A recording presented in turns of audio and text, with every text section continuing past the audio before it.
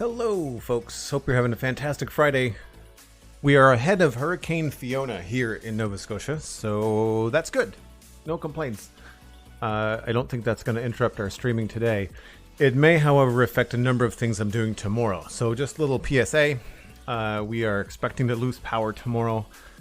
I have a special recording with the Spawn Chunks at 11 a.m. that probably won't happen, but I'll be happy if it does. And then 1 o'clock tomorrow, we're also set to stream Minecraft. So, to kind of overlap that, and because I had to cut my stream short yesterday, I'm going to be working on Optimus Prime today, as per usual. And I just had lunch, so I think I'm good for a while. We can potentially move into Satisfactory after we're done a couple of bags on Lego Optimus Prime. So, we'll see what the day brings us. Funky Grey Donkey, good to see you. Kay the River Cat, Dan Grace, Cosmic Dancer, always good to see the regulars hanging out in chat. Hope you're having a good day. We left off last time, finishing off the lower legs, which twist, but don't bend like a knee. And that so far has been my only criticism of this build. Everything else about it has been really cool. It's been really fun to put together. So I'm really liking the way that this is going. We have pieces that fall off whenever I try to move it, but that's fine. That may have not been fastened completely. But we are going to toss this guy gently off to the side.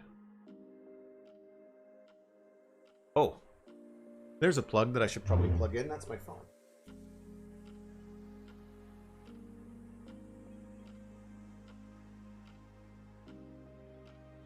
Wouldn't want that to go in the middle of the stream like last time.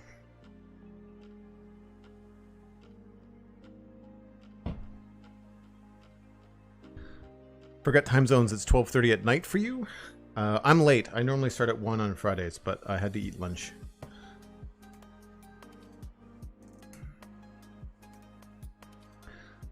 Alright, where did we leave off? I also don't know if I was reading any of the... I don't know if there was actually any little special instructions or Autobot facts during the legs. I normally try to read those.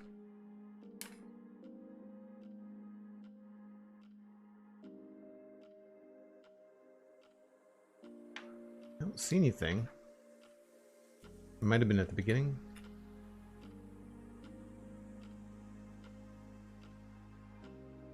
No, I guess not.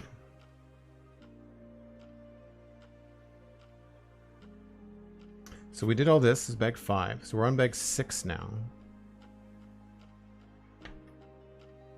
Man, Sydney, South Australia.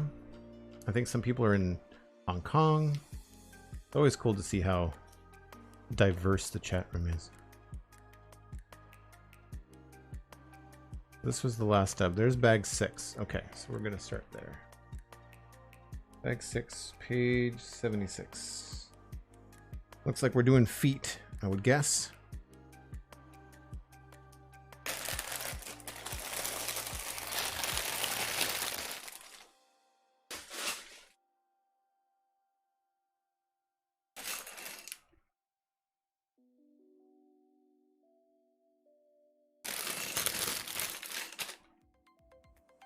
$1,000 bits raining in from Cosmic Dancer to go with the 200 millimeters of rain we're supposed to be getting. 150 to 200 millimeters of rain here in Nova Scotia the next couple days. Thanks ever so much, Cosmic. That's amazing. I really appreciate the support. If you can hear me saying thank you over the crinkle of the plastic. I'm not sure whether it's just the frequency, but I always find these really loud.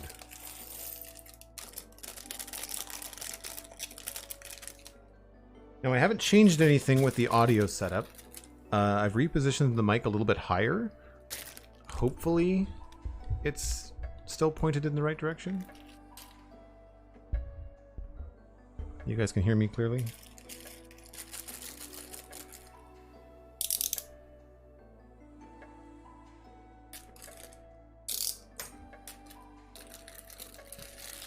Perth, very cool. I've never been outside of the Caribbean, off of the North American continent.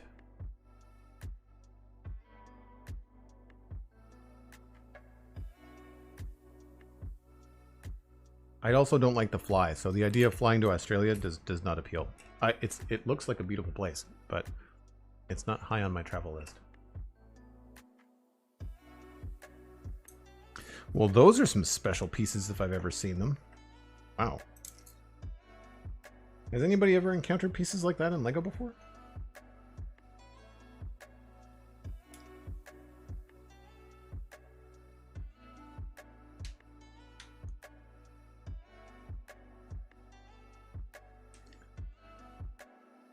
Leiger says, I've never been off the Australian continent. Just got the passport before COVID. Oh. Out of curiosity, because I did this the last time that I got my passport renewed. I got a 10-year passport. I don't know whether that's unique to Canada or whether other countries have something similar. But I'm good until 2027, I think.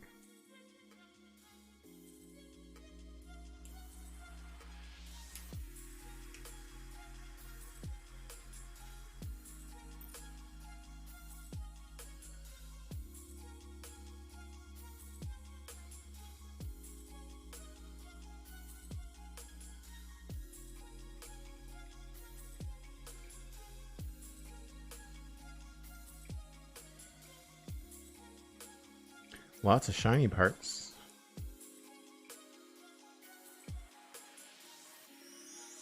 $5 years if you're under 18 or 21, I think. That makes sense. Yuki, 10 years. So maybe Canada was late to the game. I mean, that wasn't new. I think that Canada did that back in like 2015 or something. I just didn't take advantage because I wasn't traveling. Or no, I think I had a 5-year passport that was like expiring in 2017, so like I took the opportunity then to do the 10-year. It's such a hassle. I didn't want to do it without the need, you know. Back then we had to do it in person. Photos you have to do in person, but I think you can renew online now.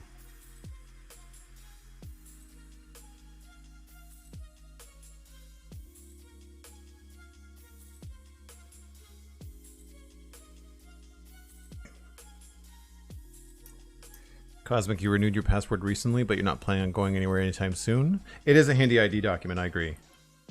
Oh wow, there's like, these look like bolts. Little plastic bolts. I've never seen those. I don't put a lot of Technic sets together. I would say none. I feel like I might have seen one maybe sometime at a friend's place. But a lot of these pieces I don't recognize. People that build Technic all the time probably do, but... Leaguer, was it you that ordered Lego off the website last week? Like during the stream, you ordered like Mandalorian something?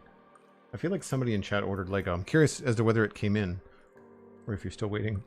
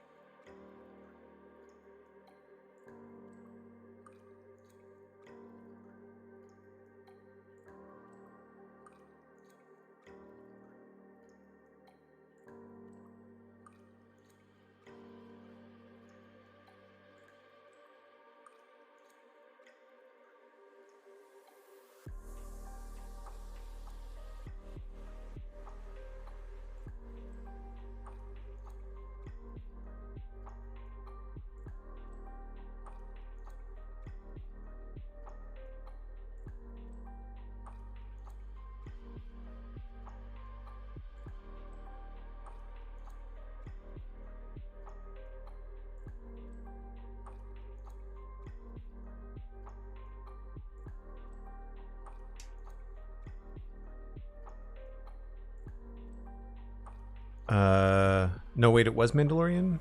Yes, a few weeks ago.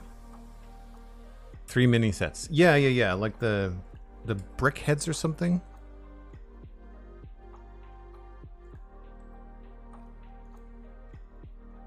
Still waiting, but things usually take a while to drive. Ah, makes sense.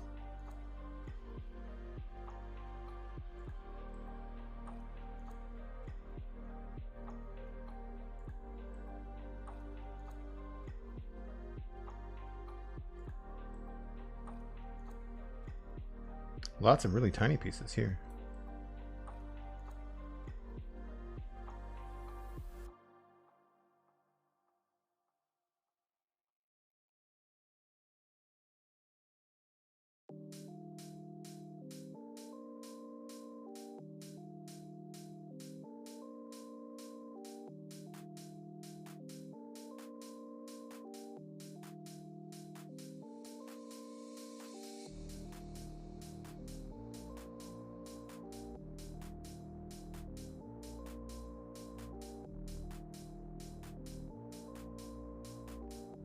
I'm hoping we've got both feet in the same bag.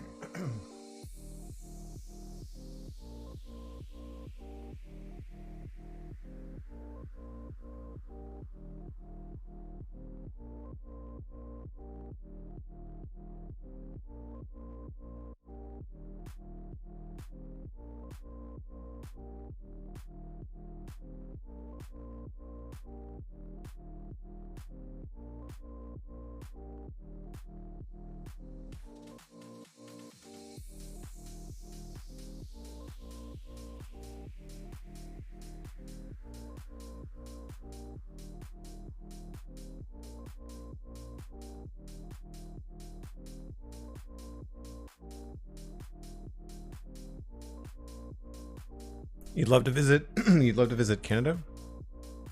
I'm biased, but it's a pretty good spot. But I would suggest planning for a lot of time. It's a big country, depending on where you want to see. I mean, I'm partial to the Maritimes, but I would say one thing that's nice about visiting the Maritimes is that you could visit several different provinces just by flying in and renting a car. Whereas, like, if you flew into Ontario and stayed in Ontario or were staying in BC, I don't know, depending on where you were vacationing, how much of the country, like how much of a different kind of like variety of things you would see, because the provinces, once you start to get out west, are so big.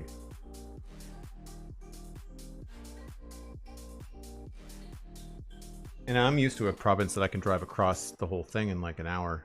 2 hours, but like that's the narrow side. But then when I was driving around in Utah, like it took 5 or 6 hours just to get halfway across the state, and that was the short way. And Canadian provinces, with the exception of Texas, I think they dwarf most states, the big ones anyway.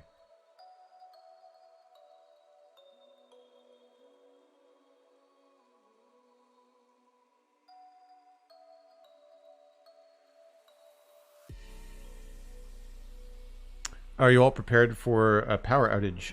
Yeah, as prepared as I can be in an apartment. I don't have a lot to worry about. I've brought in the barbecue and my patio furniture. Just because you don't want that blowing around and hurting anybody, or, I mean, for me, damaging the barbecue. It's a nice barbecue. I wouldn't want something to hit it, or for it to hit something. It's a charcoal grill, so it's not like it has, like, it's not a big propane thing. So it's not super heavy. So it was easy to move inside. I've got an emergency kit with like a little propane stove to cook outside if I need to. I can always use the barbecue. Once the weather passes, I can cook no problem if I have no power, because I've got a barbecue. But I've got lots of bottled water already because I hike so often. I just buy like, 4 dozen bottles of water in a case at a time and keep them for the summer. So I've got that all sorted. I don't usually lose power for too long. I live either on the same grid or very near to a hospital, so generally they try to get this area back up and running quite quickly, so it's not been a big deal.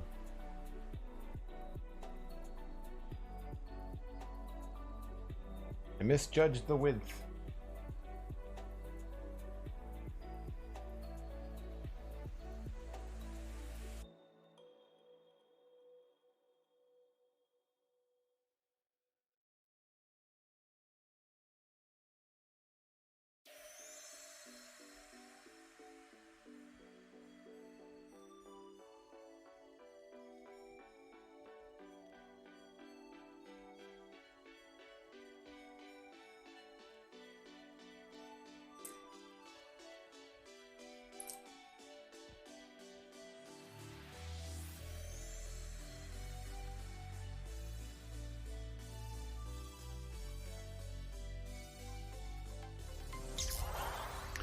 True Purple subscribing at tier 1. 44 months in a row. Holy smokes, True Purple. That's amazing.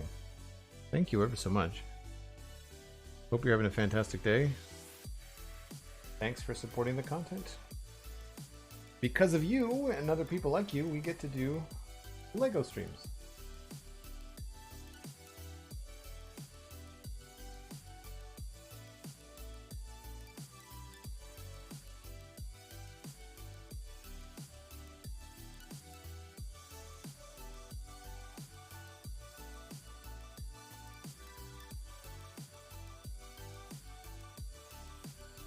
Too many OCs says that they live in a small remote area, 30 minutes to get to the nearest town. So I'm in a fairly major city. I think the province has 1 million people in it. I feel like Halifax, Dartmouth has 300 or 400,000? Probably closer to 5, but...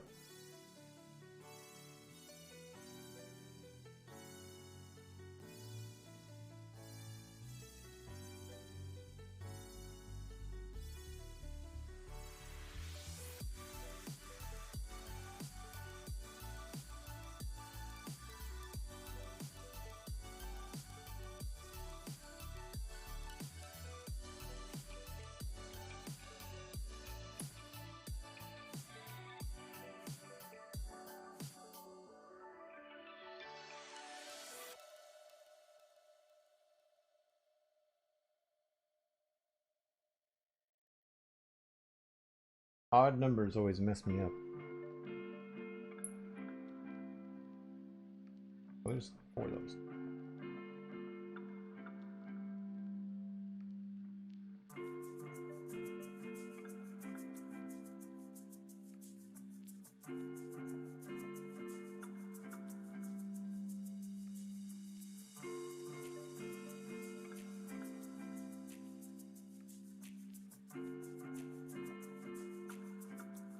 These are interesting too. These have like a little hole through them. Or a piston, I guess. Or a gear shaft.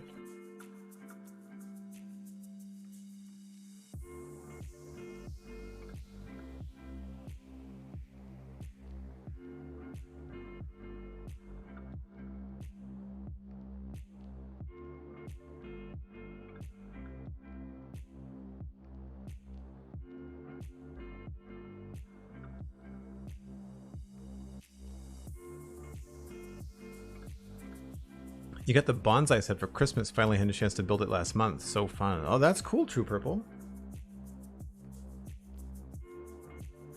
That's the one that has like, you can do like a cherry blossom version, or you can do the regular version, the green one. It's neat when you've got sets like that that you can change. There was a treehouse a while ago, and the treehouse you could change from like a golden fall color to regular green leaves. I thought what a neat idea to be able to like allow you to revisit a Lego set that you might have on display in your living room, right? And then you could revisit it twice a year to change it to match, you know, if you were in a place that had all 4 seasons, I guess. But I thought that was pretty cool.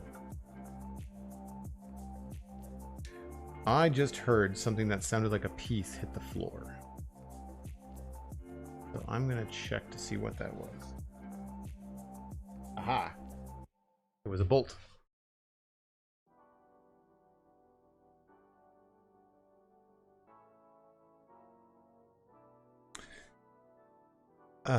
Too many OCs. My partner has a lot of really cool Lego sets. Right on. What sets do they have?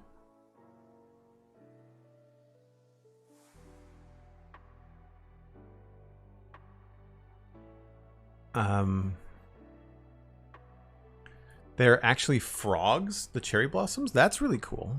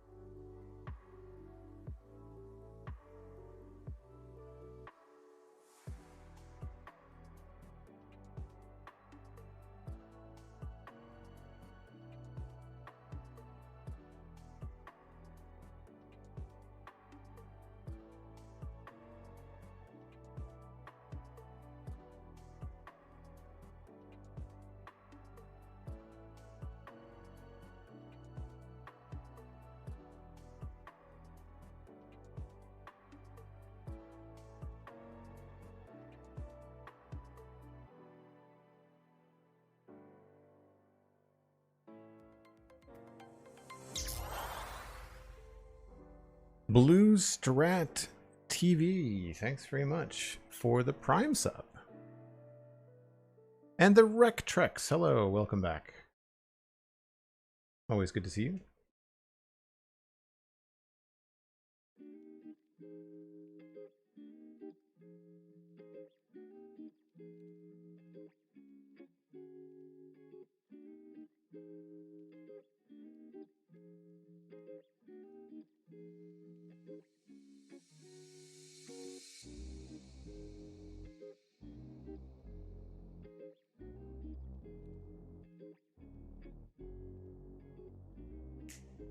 These I don't think are going to stay in any particular shape, so we're just going to kind of roll them around into roughly a line. We'll go from there.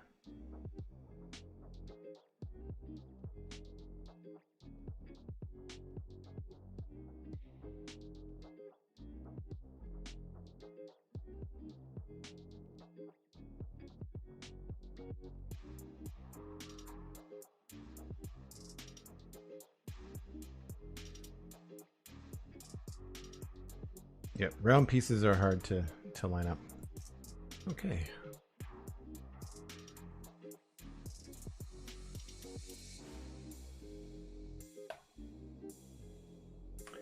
Bag 6. Looks like a foot, if I was to guess.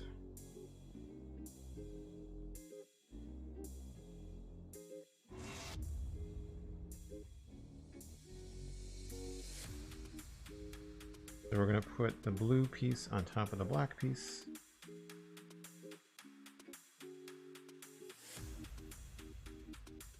No, leave it as it is and don't touch it. I try to leave it for just a couple of seconds just to kind of be like, done, you know?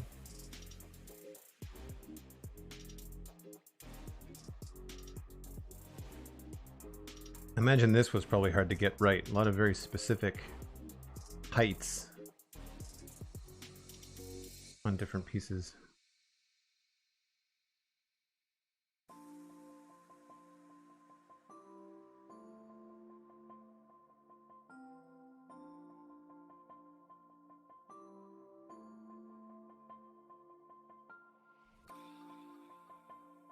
Oh, I put that the wrong way.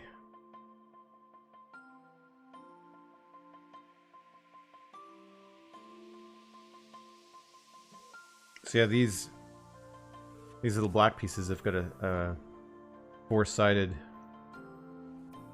hole in them.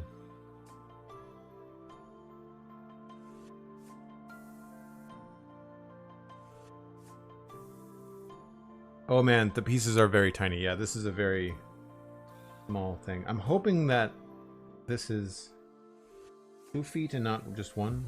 It looks like it's 2.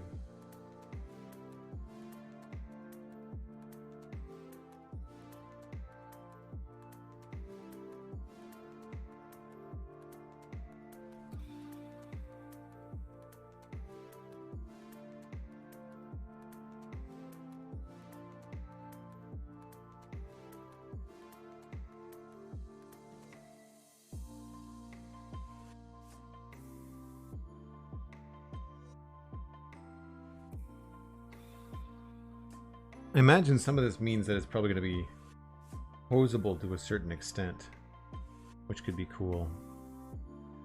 I might look up like any kind of aftermarket solution to giving him knees. I feel like that would be a much better posable statue, you know? Wow. Okay, so that's one of these. I should probably move the instructions where you guys can see them.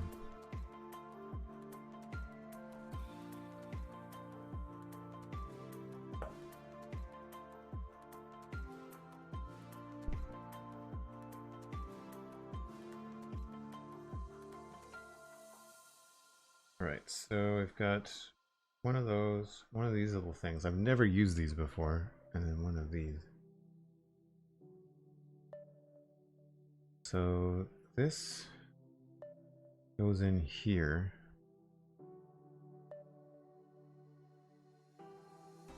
Like that, and then this little rubber stopper or plastic stopper goes in the end of this. I guess to maybe aid in like a specific depth. Oh, it is rubber. It's hard rubber, but it's rubber. And then this slides on that way. I'm not sure if this is even something that you guys can see very well on camera. Mini Pax, how's it going? Hope you're having a good day. Jody, good to see you as well. I haven't seen you in a couple streams. Had a good week this week, Joel. Done all the things, recorded all the podcasts, arted all the art. I don't really do much art anymore. That was the meeting this morning, actually, was as a design meeting for something maybe in 2023, so I don't know. We'll see what happens. It's just a proposal, so I will cross that bridge in February when it comes to it. But yes, good podcast with Heather Christie and Dr. Heather Christie and Pixel Riffs on Monday. Did not have a Citadel Cafe podcast, but I did stream every week this week, including the launch of Satisfactory on Tuesday. So Satisfactory Update 6, I should say, not the full game, but and that I've been all Satisfactory brain all week long, right? It seems to be kind of where my head's at. So that's why I think after we get through 2 or 3 bags today, we're probably going to switch over to Satisfactory. 3 of these things. So 1 goes in here, and then it also goes in here, and they go together. Then the other 2 go through this crossways like that. I should try to find a Technic side set that I like and build that. I imagine that would be really interesting from like a design, like a mechanical perspective. Then we've got 2 holes along this vertical thing, or 3 holes actually. That goes in there, but that does not stay. I guess it's just held in place by the other thing.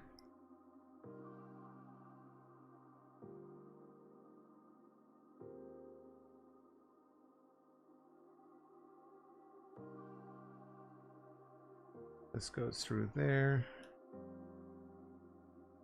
Imagine these have to move at some point because it's going to go with like him turning into a truck, right? That goes there. Goes here.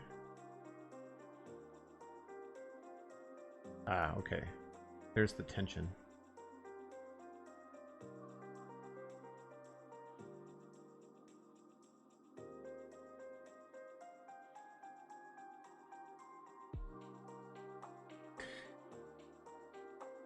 What kind of Lego Technic set would be interested in? I have absolutely no idea. Absolutely none.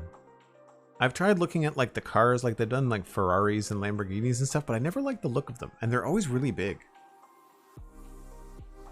So I'm not sure. I've never looked. Minipack says that was a fantastic conversation on the Spawn Chunks. It was I love the episode. Oh, great. I'm glad. We've got lots of good feedback. We had some good comments on the website. We had a couple of good emails, I feel. Cosmic, you're in tune with the email on Spawn Chunks. Was there anything in particular that you thought was good that came in? Feel free to throw a quote in the chat if you want.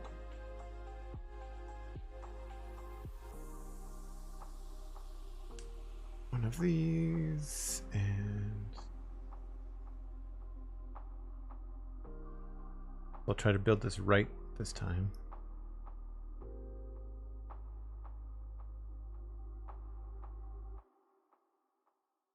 So rather than starting us all over again, I feel like we've finished that and now we're building like its partner. Which is interesting because normally what they do is they run you through the part from start to finish. And then if it's a duplicate part, like a leg or an arm, then you have to go all the way back to the beginning and start again. But right now, this is just going about the last, like we're building this again, I think. Oh no, this is just the side. Never mind. I was like, that doesn't make a lot of sense. That might actually be his heel, you know?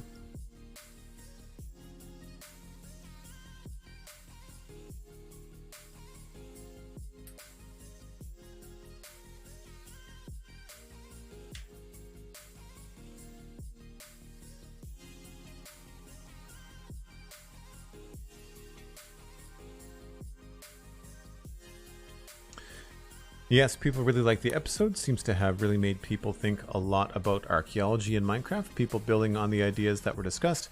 Really great when a conversation like that spurs on more ideas. Yes, I think it's really great when we can have a guest on the Spawn Chunks that will inspire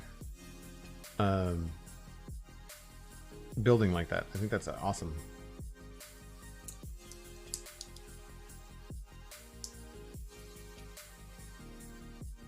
Or even not building, just like how people approach the game. Dr. Christie streams as well. Archeo plays. Cosmic, is there a link we can throw in chat for anybody that wants to go and follow their streams?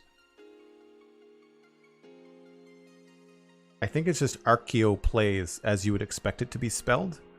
Like Archeo as an archaeologist, and then plays P-L-A-Y-S. There's no funky spellings, it's just two words put together. Foot. Or toe, I guess. Need one of these guys. And two of these.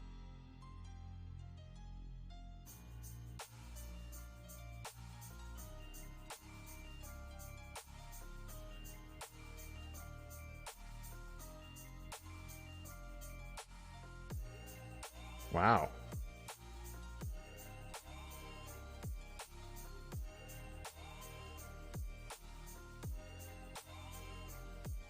Don't quite know where that goes.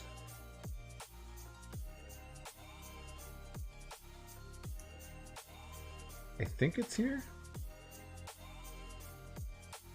Hard to say. It looks like it covers up part of that hole, so we'll go with that.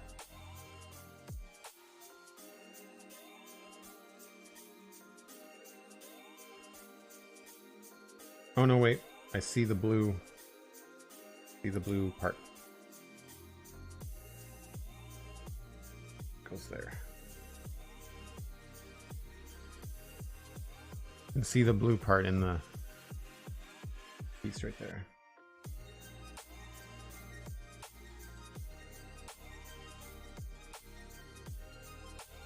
There's the shout out to Archeo Plays. Perfect. Thank you, Cosmic. Someone who likes putting some inbuilt history into their builds, I find it really interesting. I find it a really interesting concept to put inbuilt archaeology into builds too. Yeah, are you following what Pixel Riffs is doing on Empire Season 2 this year? Or this season? Because he's been doing a lot of that too. Like hiding ruins underneath people's bases that they have to then find of their own wandering, you know? I'm missing one piece. There we go.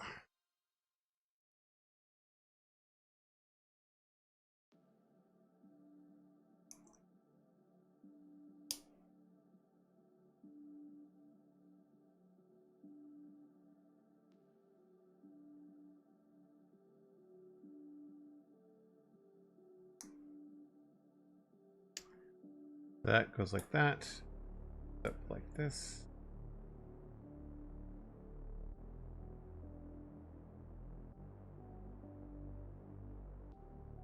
I guess that's supposed to be like a weird rubber stopper for, it's probably meant for him to be grippy because it's rubber, so it grips more than the plastic. Like all the Lego pieces are very shiny, and this has got a little bit of texture to it, so it doesn't slide very well, which is good probably for a foot.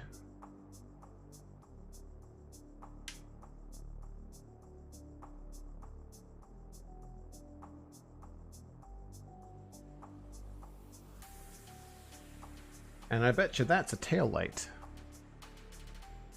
Would be my guess.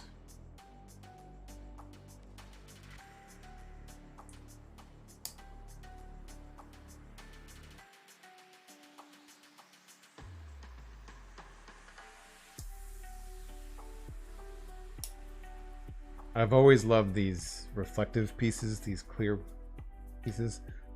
Ever since Space Lego when I was a kid. Anything that has any kind of like translucency or something that catches the light in Lego that makes it look like it glows, it's such a cool idea.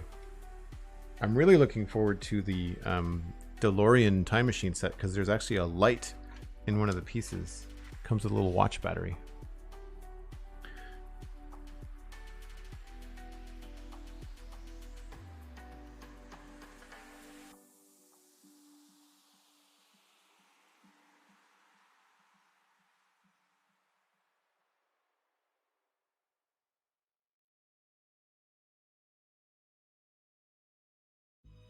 Thanks for the links, Cosmic. I had meant to follow her, but was listening to the Spun Chunks in my car. Forgot to get by the time I got home. Yeah, it's tough. We do have the show notes. I mean, if anybody is ever wondering, thespunchunks.com, there's always links to things that Johnny and I talk about, especially if we like reply to someone in an email and there we talk about like, you know, the mini map tool that I use on the Citadel.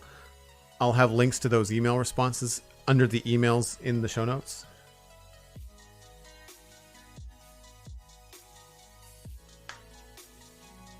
I hope he has really beefy feet. Like, I hope they're really chunky, because Transformers always have, like, just giant honking feet. It's funny, you know, I've been wanting to replay the Transformers War for Cybertron and Fall for Cybertron games. I've got them on disc. And I'm sure my Xbox Series X would play them. They're not going to be optimized. Like, I don't think they're going to look any better. They'll probably have a wicked smooth frame rate and super fast load time. But I was looking around for a new Transformers game, and I haven't seen one that looks worth playing. There's a free one on Xbox, but it's like a turn-based thing. Not like an action RPG.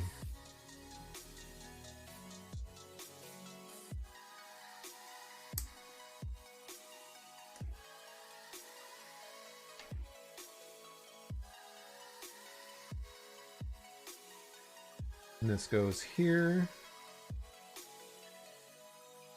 Such an interesting way to create very specific angled pieces. Like, that is really cool.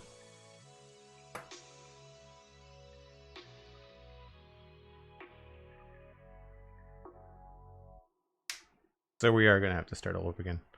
Because it basically says, do that twice, and then put it on the feet. Are those again? And 2 of these.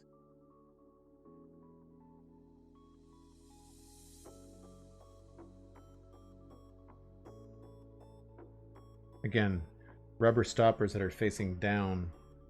It'll be like a tripod on his heel for stability and friction, you might guess. I always find these pieces in LEGO that change the direction of the studs really interesting. So there's the tripod I was talking about. Pretty sturdy. Cool. Well, I think what we'll do is we'll wait until we have both feet done, and then we'll attach them.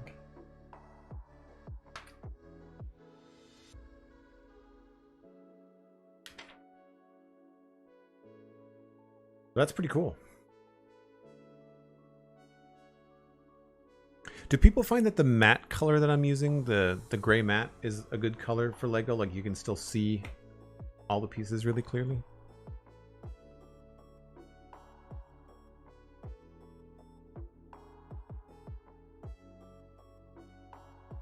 Oh, thanks, Minipax. Yeah, the last episode of the Citadel Cafe with Johnny was really fun, too. I'm struggling to find regular guests. All of my podcasting partners, with the exception of Alistair on the Citadel Cafe, have got kids. And Steven ESC has kids, but his kids are like teenagers, so he has more free time.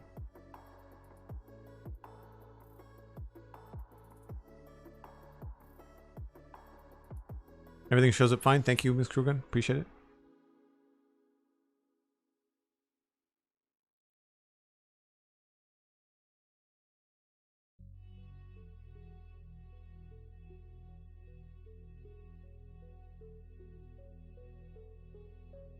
Yes, we had a lot of links in the Lord of the Rings, Rings of Power chat. There's a new episode of that today, by the way. And no spoilers in chat, but I did watch the first episode of Andor yesterday. There's 2 more available, but I'm kind of pacing myself. But the first 3 episodes of Andor, which is a Star Wars story, is now available on Disney+.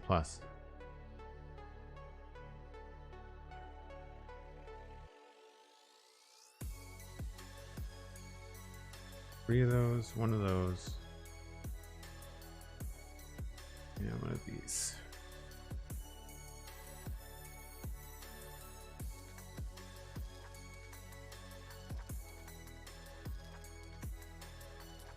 How's the music volume for everybody? Andor is great. I heard it takes a little bit to get going. One problem that I had with it, and it wasn't content related, it was mix related. It was the amount of like bass hum and kind of like music tone made it very difficult to hear the very whispered tones of all the spy stuff. You know, like all the I'm in trouble, I need to get somewhere quick, help me out, sort of like hush hush nature of the show. I found it very hard to understand what he was saying. And I was being self-conscious of turning it up too loud because I was watching late at night and I didn't want all the bass rumble, which was shaking my floor, to disturb my neighbors. So I have a soundbar with the subwoofer. It's not like crazy amazing, but it's good enough to be loud and annoying if it's too late at night. McScrewgunn's like, wait, what? Gotta go. Star Wars. I understand that Transformers and Lego and Joel cannot compete with Star Wars, so I appreciate that. But if I was building Star Wars Lego, what would you do then? Huh? How would that go?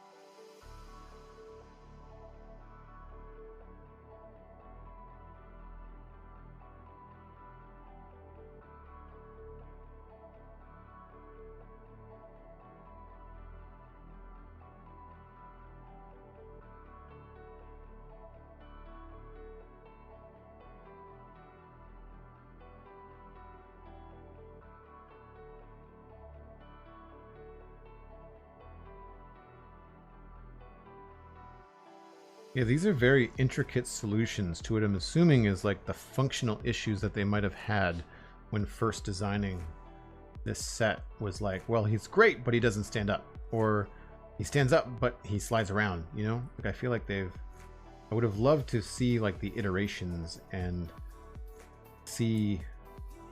I mean, Lego would absolutely have my attention with any kind of like documentary or mini documentary that they would make. They do like little advertisements on their site, but like they're very, very market heavy. I mean, like an artistic dive and an engineering design dive into how they built it, what problems they ran into, how they overcame that stuff. I would be 100% on board with something like that.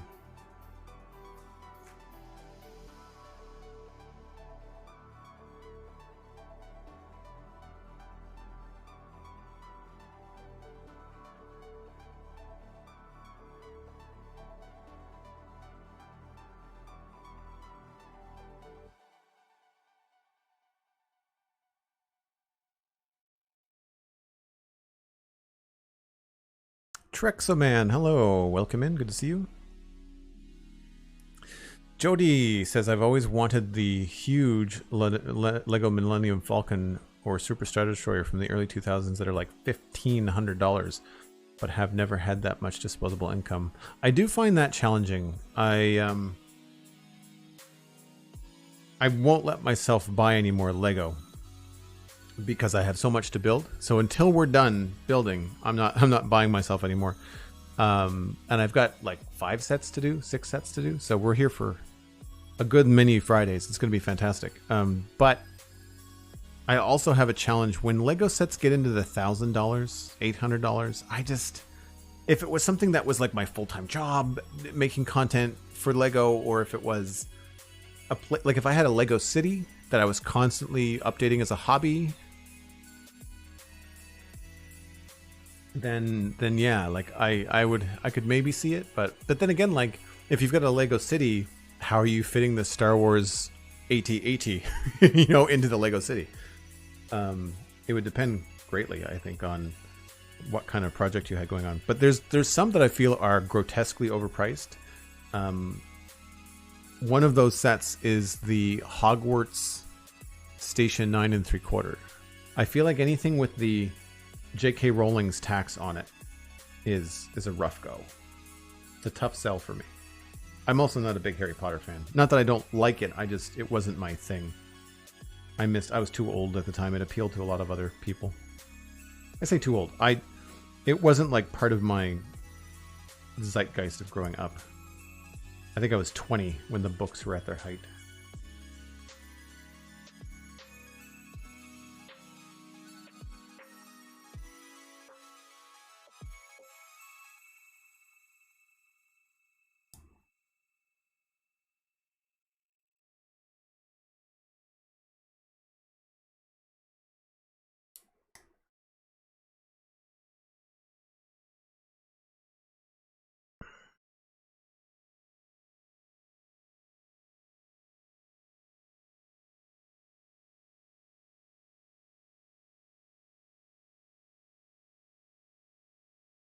Have you considered setting up an Amazon wishlist so people can send you one if they wanted? It exists, mini packs. It is linked below the Twitch chat. I say that, and I probably have to check it.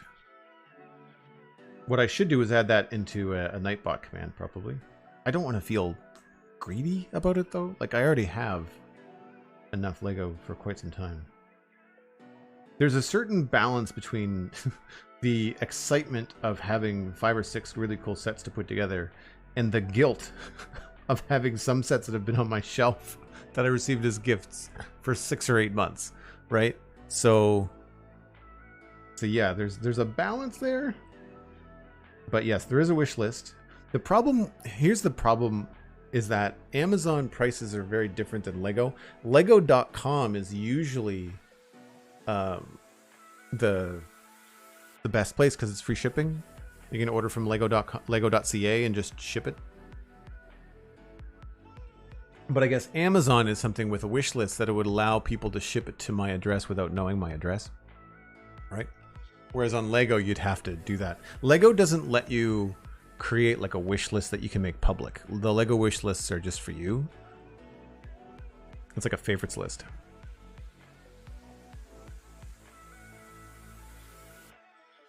Later, Funky. Have a good one. Appreciate you being here. You know, if you go out and do some pretty consistent thrift shopping, you can be surprised what you can find for Legos for cheap. Yes, you can. Combine that with free downloadable instructions manuals, and maybe ordering the occasional individual parts and potentially putting in the effort to clean the older pieces, you can build a lot. Yes, no, that's very true.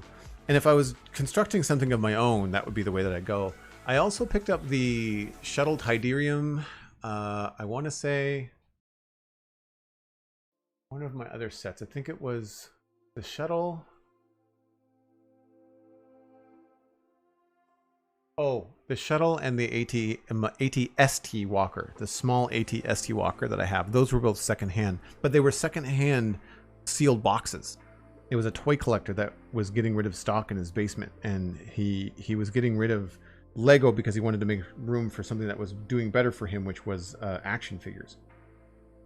So that's what he was doing. But he had brand new, like, in the box Lego sets, and Lego sets as toys go, which I didn't realize, are one of the few toys that actually increase in value even though you've opened them up.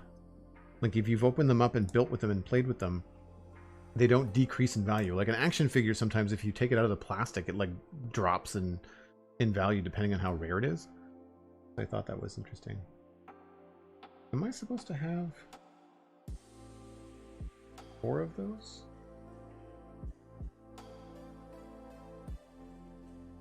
There we go.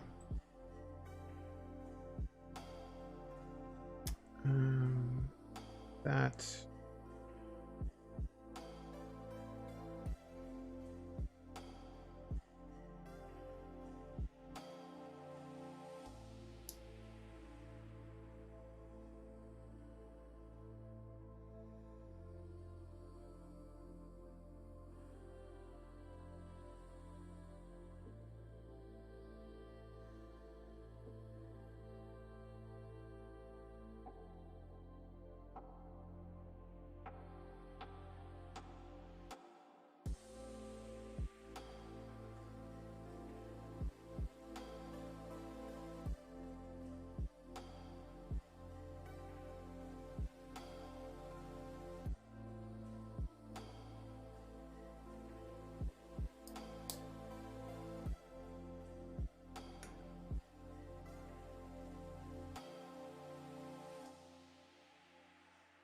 Found what I was looking for. Looking for a wish list logo or name. I don't. What would people suggest would be the best way to go about that? Do you think I should change the way that my my tabs are organized on my Twitch page, my about page? I don't know how often people actually go to the about pages on Twitch, where you can read all that kind of stuff, because it's not like below the video during a stream. The other thing is that I thought would be cool to do, which I cannot seem to ever set up the right way, which is affiliate links for Amazon.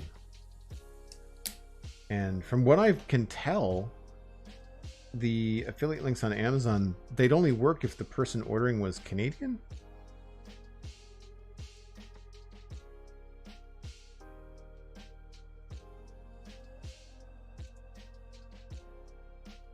And I don't know if affiliate links apply to wish lists on Amazon. Last time I looked into it, I basically had to set up like an affiliate link in every country where I thought people might order stuff. And I tried to do that, but then I could never get confirmation that they were working. Thank you, Cosmic. I think what we'll do is we'll finish off this foot and go from there.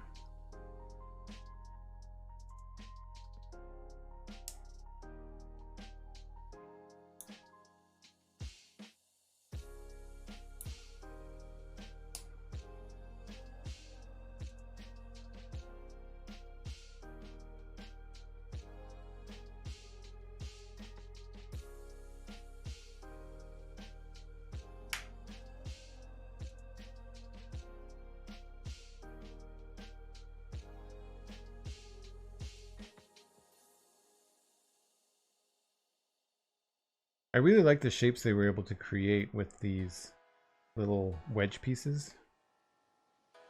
I think that looks really cool. It's a continuation of the pattern that they've done along his shins, but it's a different color, obviously.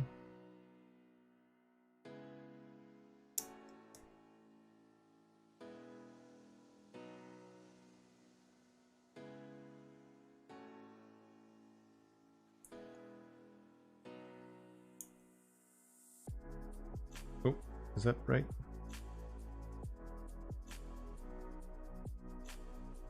No. Get them backwards.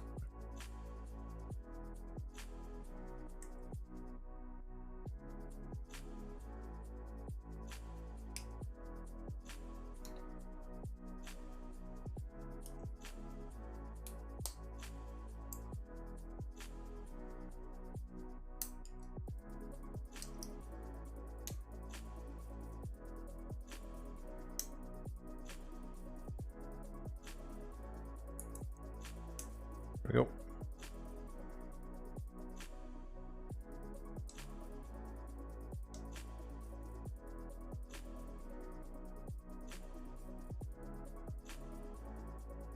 So then what are all these for? Interesting.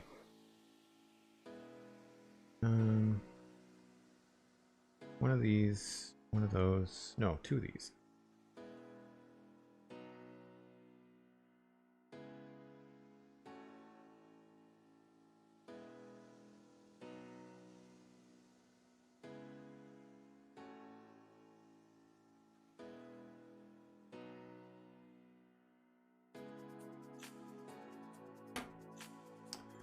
Okay. And then we're on to something else. All right. So, feet are done, but we have some other parts to assemble. It is, of course, time for that break. For those of you that are new to the channel, I take a break once an hour just to kind of reheat my coffee, give myself a stretch. So we're going to do that now, and I'll be back in about 5 or 6 minutes.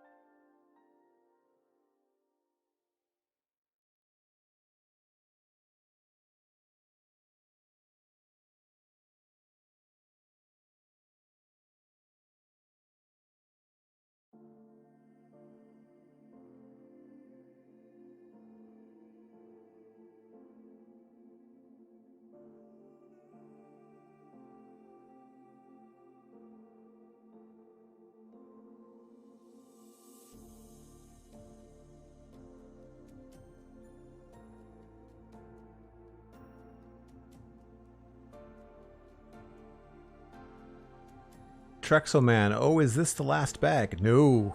This is bag 6 of 10. We're only halfway done. I might have said like done earlier, but I was talking about done with the feet. Done with bag 6. Alright, so these just go on. And I now see what these are for. These, I guess, half circle clasps attached to the double ball joints at the bottom.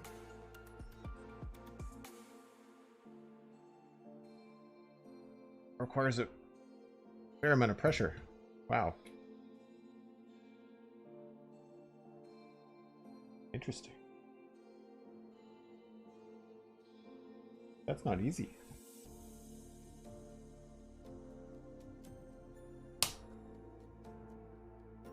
So he doesn't have ankles, but it looks like this folds down. So he's got some lateral movement with his ankle, but his toe goes down, but he can't like flex his ankle.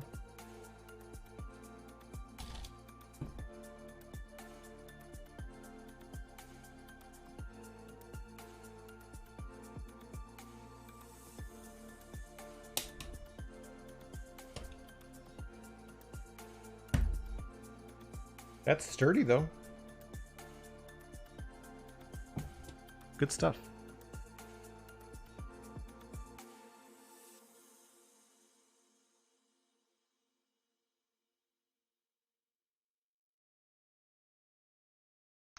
Okay, now I guess these are like the gas canisters that sit on his side. Interesting.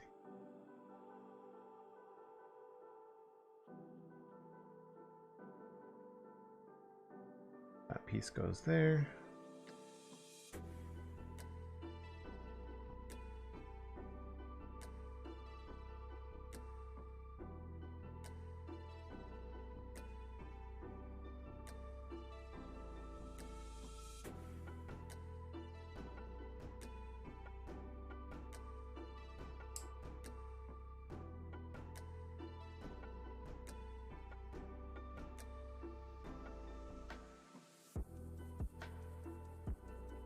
I always like little intricate builds like this.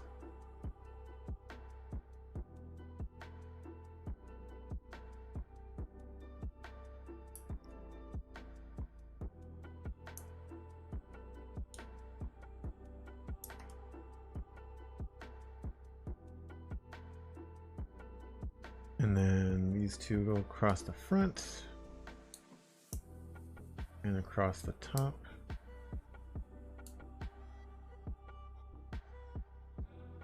And then we stack these guys together. Again, any kind of Lego that has like a plate or any kind of shine to it, I always find really cool.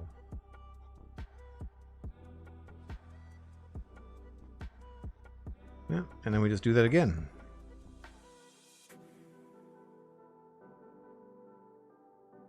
These little intricate builds are like stickers on Lego. For me, frustrating, and I end up getting someone else to do them. It's a good thing you have two minions with small hands, Cosmic. I don't remember who it was. Somebody that I was following on YouTube or social media or something. And they were joking, saying that the reason that they had kids was to give them an excuse to buy Lego or buy more Lego. I thought that was a funny way to look at it.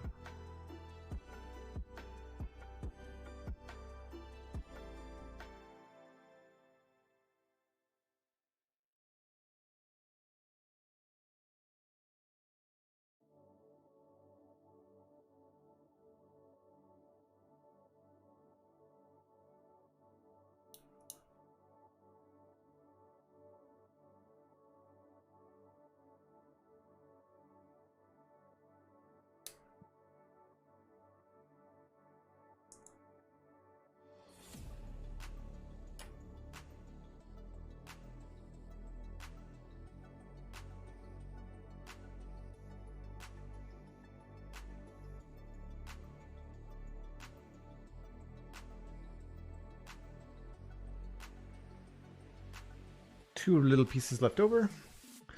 And these go on the sides here.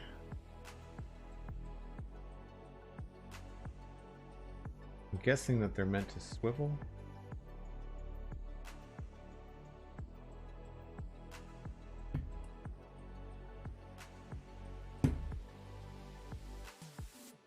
So when he turns into a truck, they probably go sideways. Cool.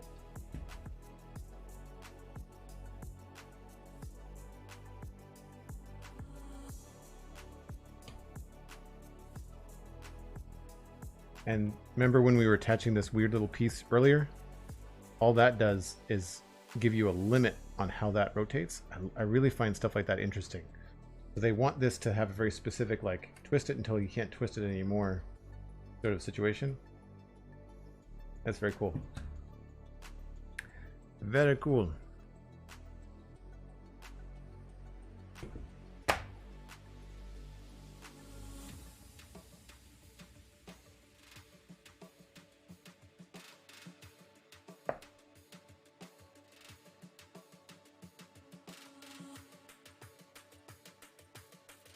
That is bag 6 done, correct. Why else do you think I had them? I think Cosmic is talking about why else she would have kids. That's hilarious. We were looking at Lego sets yesterday. Birthdays are coming up for them both. Little Cosmic Boy sees the Optimus Prime. I want that one so it can have the one that Joel has. I'm sorry. I'm sorry for causing the want and need.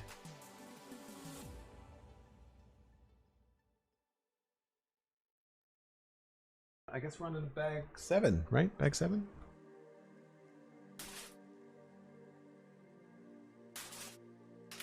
Red! No longer blue.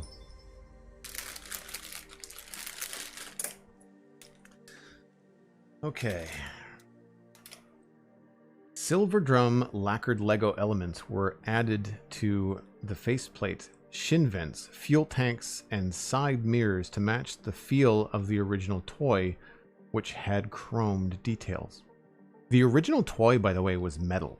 It was die-cast. Most of the Transformers when I was a kid were die-cast metal. They weren't plastic. They had plastic pieces, but they were definitely a combination of die-cast metal and plastic. 86.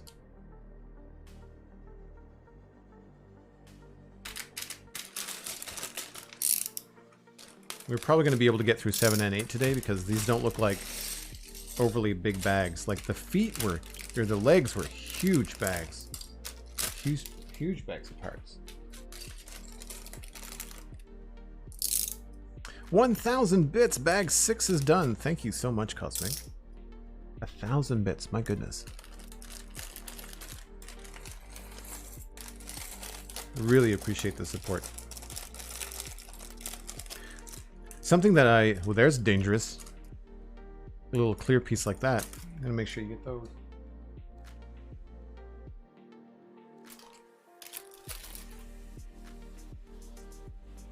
I'm double checking now.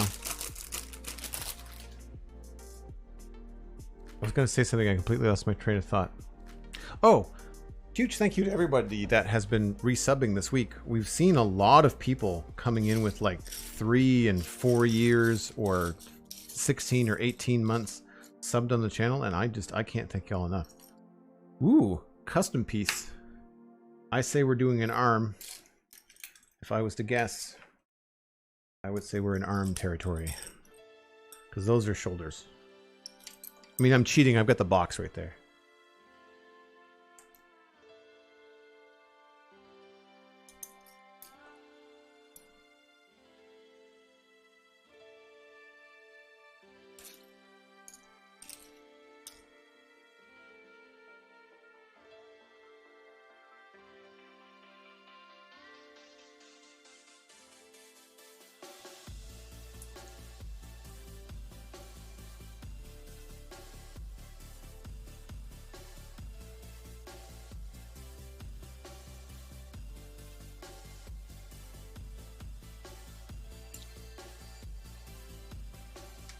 I like these blue pieces. They kind of look like energy.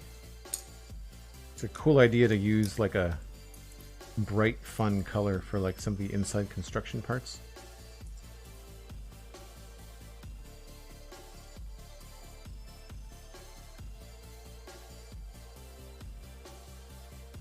In a lot of ways, this early phase of knowing out the pieces reminds me of doing jigsaw puzzles.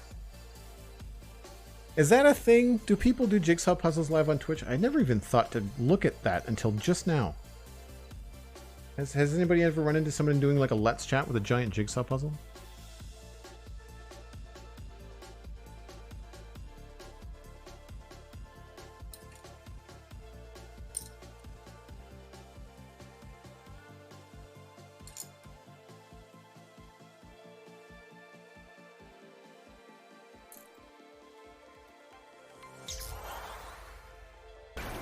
Effigy Dragon coming in with a tier 1, 2 months. Thanks so much. That's the Earth Keystone badge. It's a fairly unique Keystone badge on the channel. I like it. Fun green color. Really appreciate the support of the content. Thank you ever so much.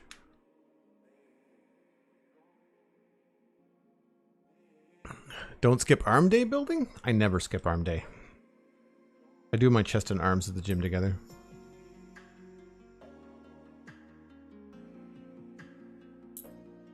That's a fun day. You want a good pick-me-up? Do chest and biceps.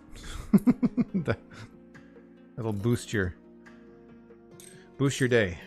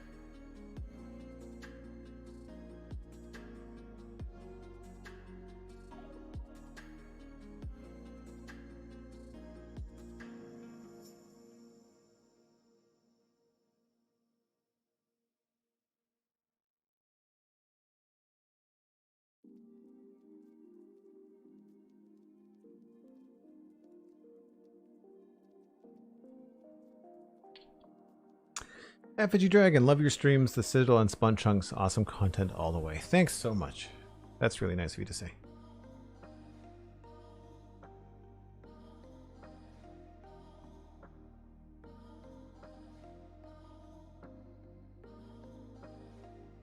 There's a guy 2 doors up that is so top heavy, he definitely misses leg day all the time.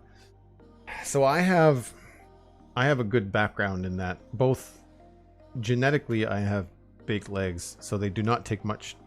So I only have to work out my legs like once every 2 weeks. In terms of focused leg workout. I do like stuff all around, like running and different calisthenics, but if I do like a focused leg workout like squats and stuff like that, it's like once a week, and then every 2 weeks I'll do like something like a full leg day where it's like deadlifts and squats and RDLs and, well, maybe not deadlifts and RDLs. I'll choose one, but I do a mix. Most of my training right now is actually focused on like weak point stuff and any kind of counter activity to all the sitting that I do. So really it's just about being mobile and healthy and stuff like that. I mean, not that I wouldn't mind having bigger shoulders or, you know, getting stronger, but I focus mostly on mobility and smart training.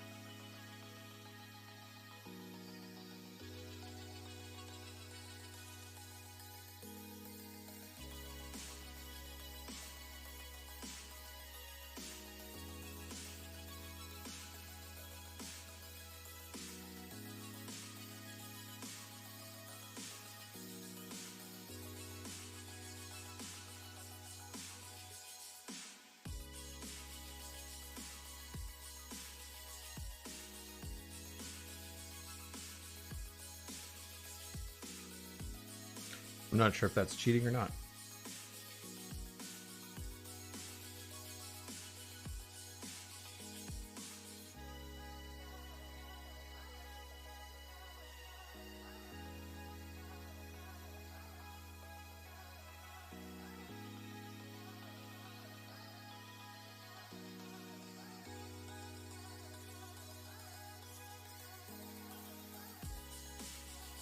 Those are definitely unique pieces of weird attachments on them.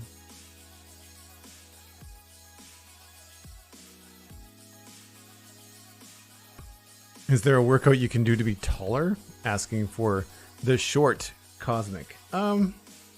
Actually, I don't know about a workout, but something that is, I think, pretty widely regarded as good in general is hanging from a chin-up bar. Elongates your spine. Not that you're going to get taller, but it's a good stretch. And good for circulation, good for grip strength, good for shoulder health. And doesn't require you to do any lifting. You just have to hang there. And I guess the good news is for you, Cosmic, you wouldn't have to put the chin-up bar very high off the ground.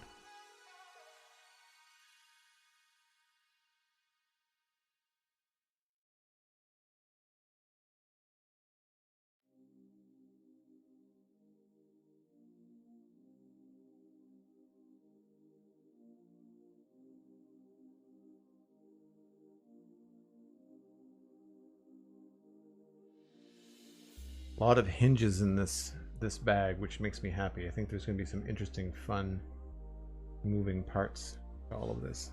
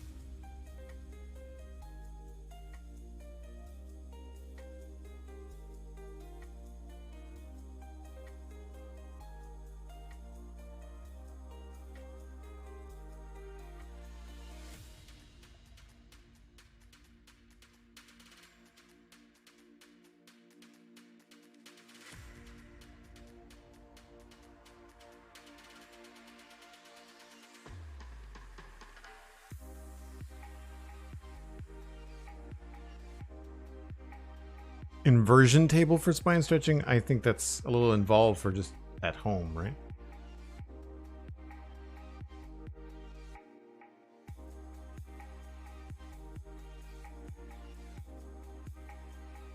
Yes, you probably want to leave the hanging until you see physio for your shoulder.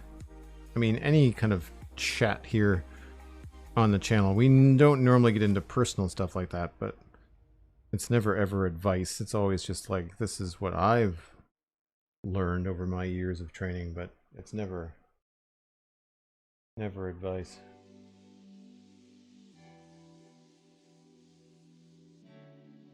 That's the thing that I find so strange. And if you ever want to find a good resource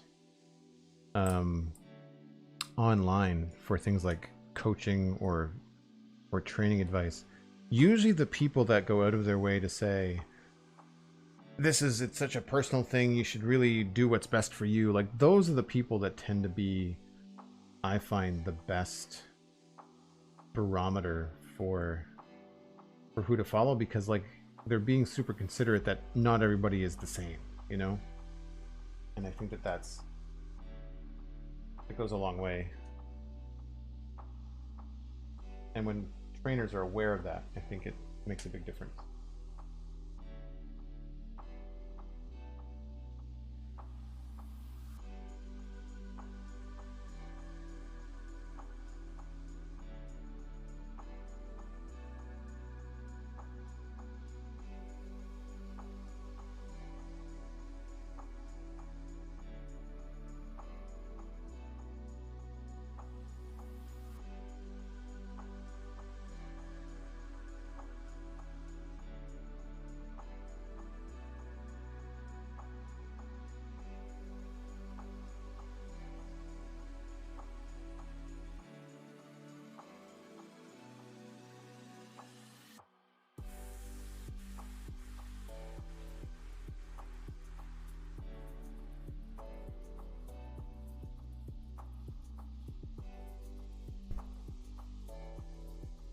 Was sadly disappointed when I found out what anti-gravity boots really were. Yep. Yep. And you probably saw them before you realized what they were. They were in the 89 Batman movie. I think they got Michael Keaton to hang upside down with boots.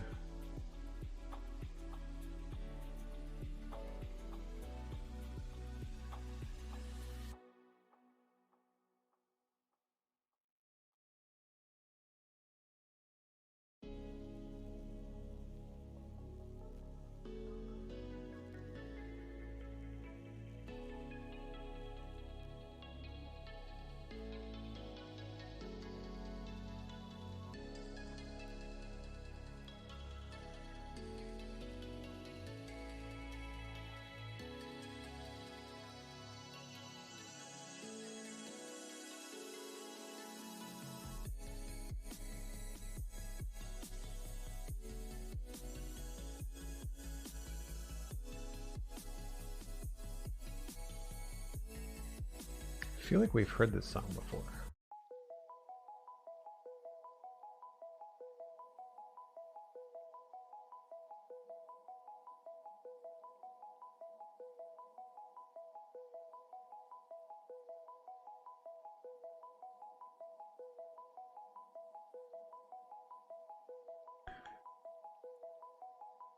My exercise routine is getting up and going to make coffee, says Flying Sheep. Nice. I guess it all depends on how far away that coffee is. How many stairs do you have to go up? How many cups of coffee do you drink in a day? Repetition is key.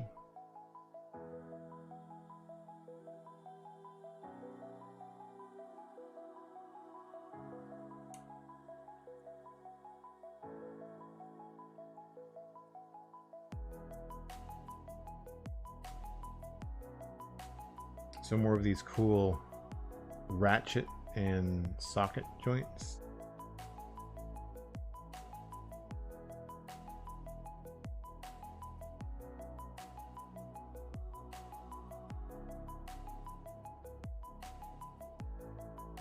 And more round pieces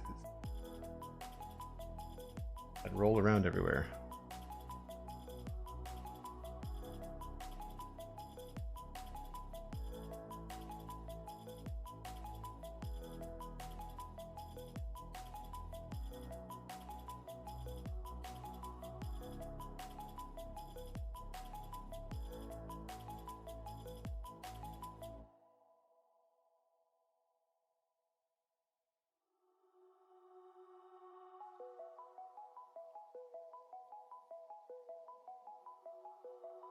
Oh. I feel like my lights just flickered. It's only raining. Gosh, nothing's happened yet.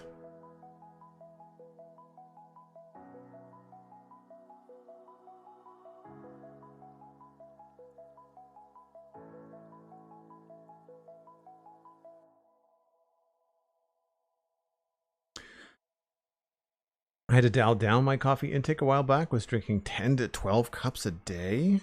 Wow, yeah, that's that'll put you into the future.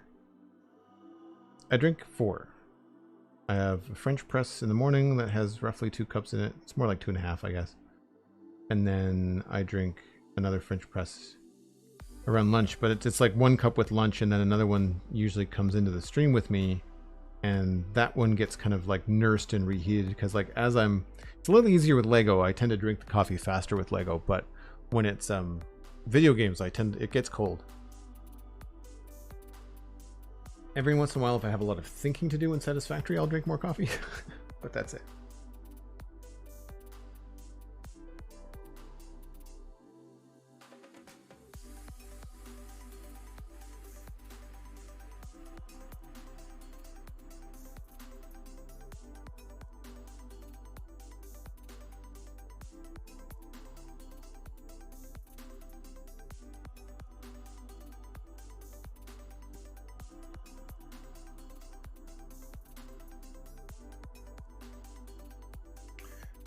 Cool.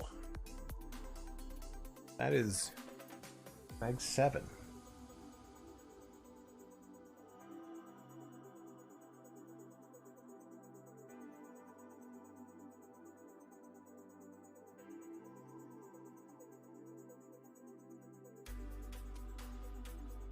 Oh, there's his chest is in it. That's cool.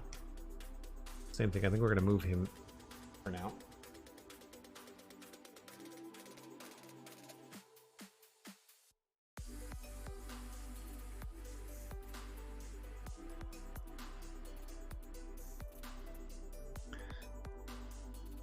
Jody, coffee doesn't keep you awake.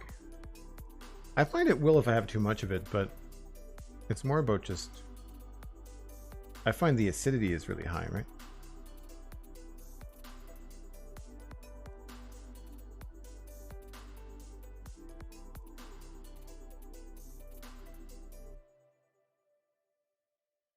Oh, the blue piece is being used already.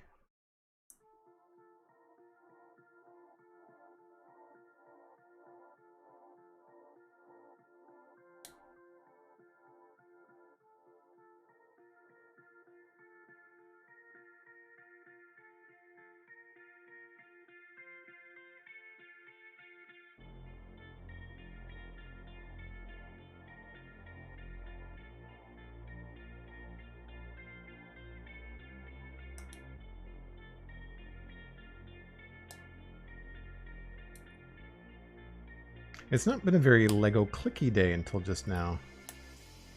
I've not been hearing a lot of the classic Lego snaps.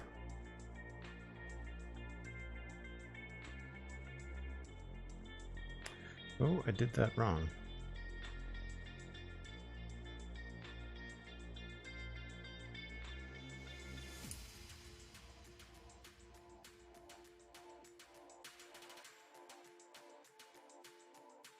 I get to use all the pieces are getting used up so quick.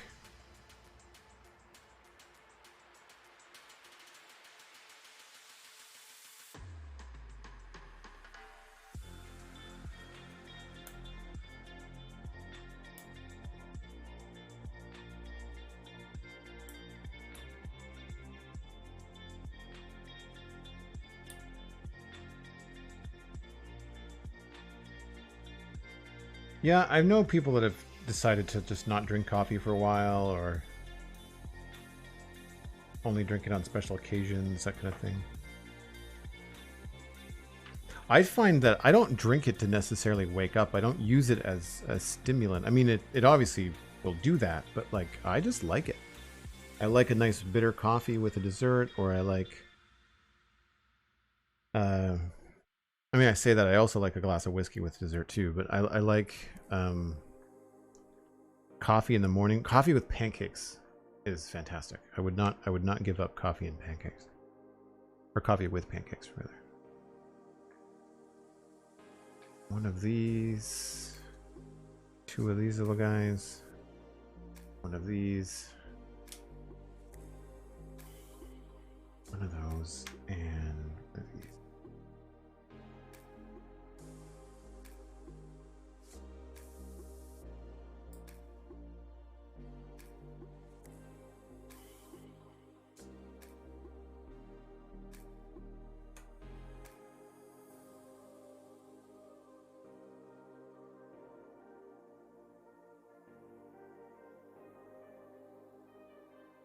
I'm gonna have to remember to try and dig out my Lego Optimus Prime before we actually finish the whole build. And this guy goes there, and I'm missing one of these.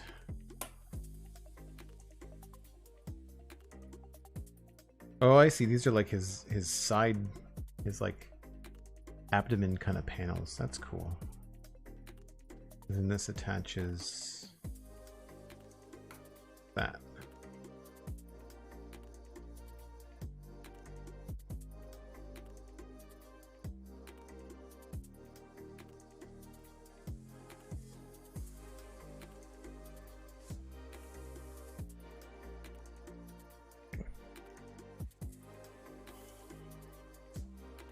I actually brew a decaf coffee in the evening to have with cheesecake. See, that's a decent idea, FHG Jargon. I just find that I don't tend to like decaf. I could just be because I've never spent good money on decent decaf. I find decaf always tastes really bitter and burnt to me.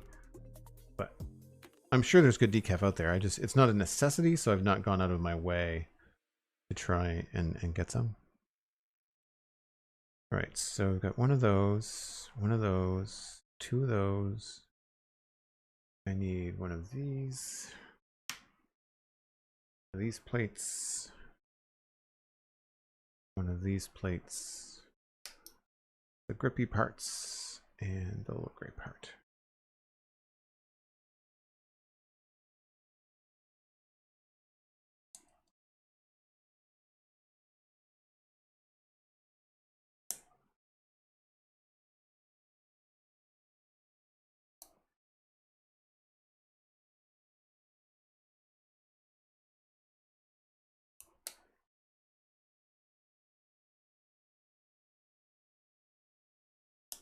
These little round bits are neat pieces as well.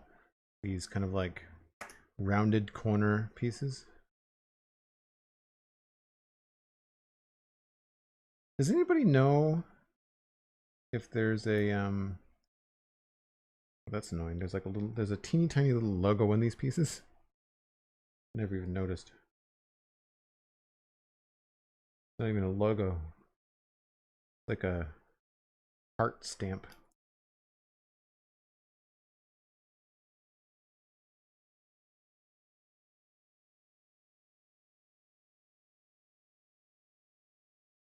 There's like text on it, and if it's rotated sideways, it looks funny.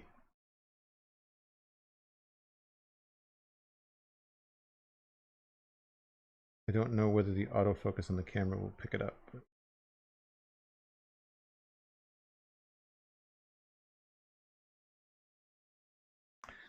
and that attaches that way. And it looks like we have to change the music. Give me 1 second.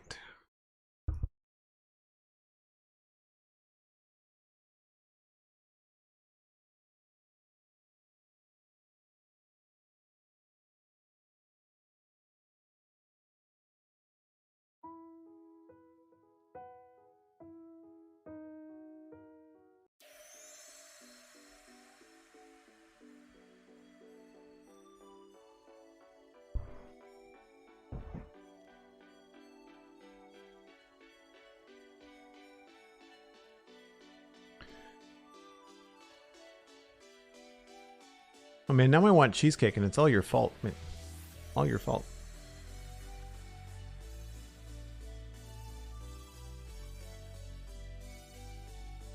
Detail-oriented perfectionist. I do not know what you mean.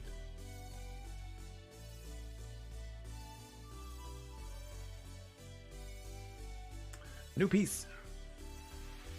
And a sticker. Oh crap, where are the stickers?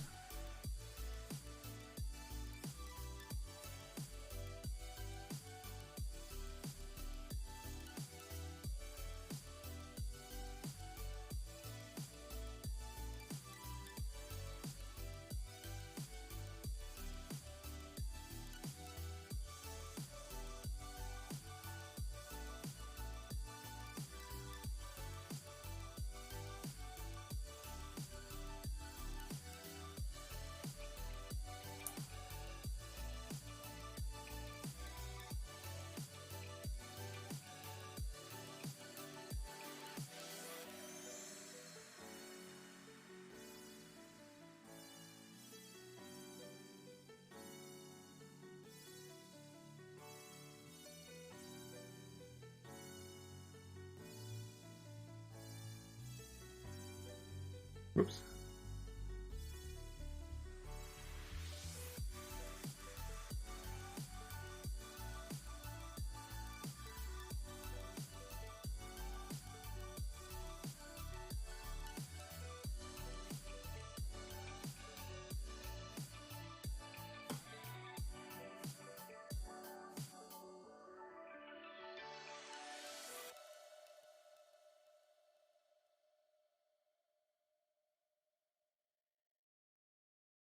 McScrewgunn, you're not a cheesecake fan?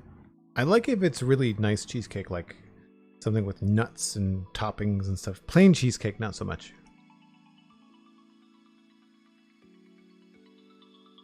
I've never attempted to bake cheesecake on my own. I don't have a spring pan, so I don't even have the gear. It always just feels like it's a little bit too involved, you know?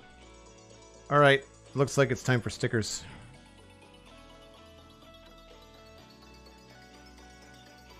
Let's do this.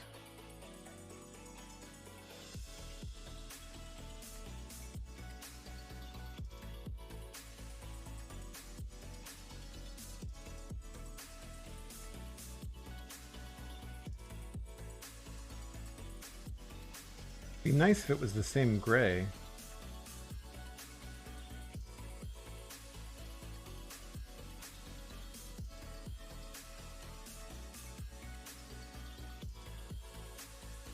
Not bad. Not bad.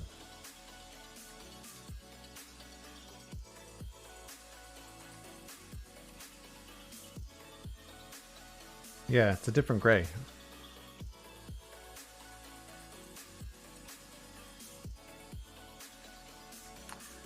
So we've got this.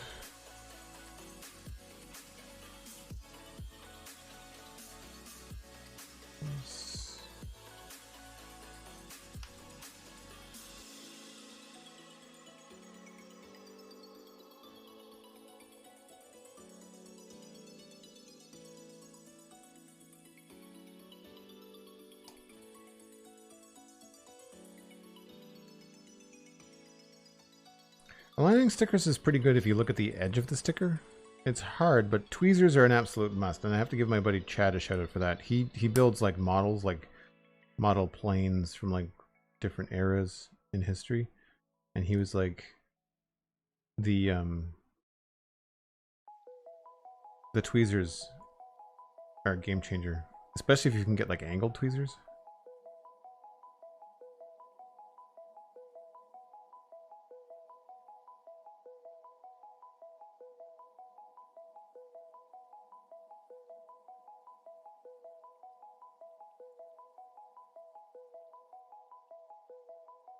Right, the text.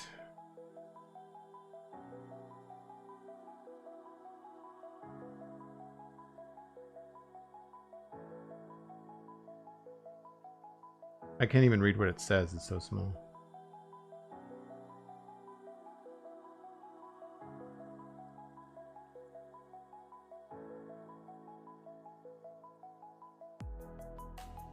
Right. These are very tiny.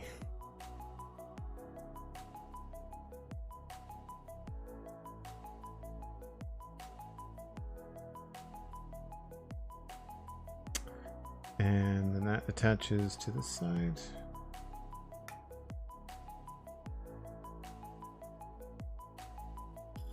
And then we build it again.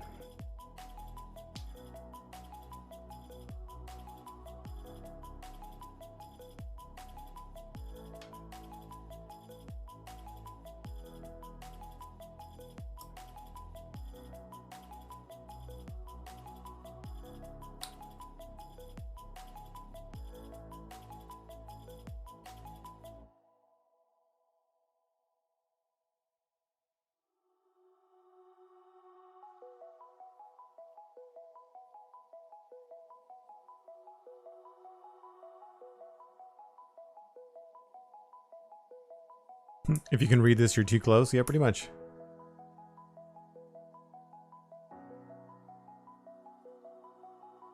Effigy Dragon, you were forced to build or to bake or learn how to bake a cheesecake when you couldn't find one decently to buy. I think the only time I've ever had cheesecake, it's either been one homemade by someone that was very good at it and known for it, or it was at a restaurant that was good. The only other time I've had cheesecake where it's been like purchased from a store, like a supermarket or something like that, like the frozen kind, they're okay. I don't find them all that good. I'd save my dessert for something else if that was the case. I'd probably grab something else. And then this attaches to the bottom here.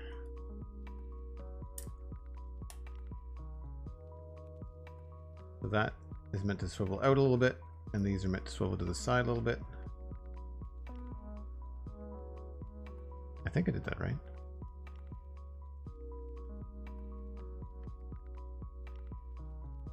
And then the whole thing attaches to his front part right here.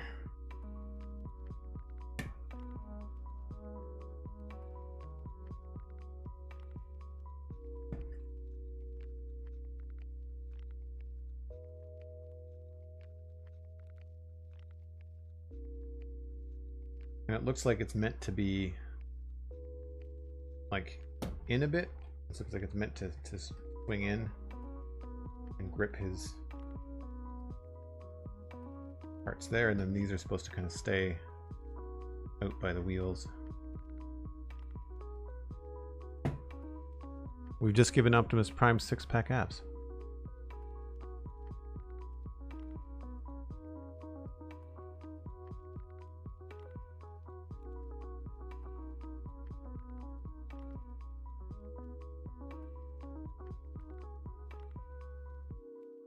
Folks in the Discord, feel free to post any cheesecake recipes with tips for the food-driven human channel. Yeah, absolutely. There are some bakers and cooks and chefs in our Discord for sure. Random question: do you ever play tabletop RPGs? I did once upon a time. I played Dungeons and Dragons with some friends I used to work with, but it's been a very long time. Oh, here's the instructions on how to position it. Cool.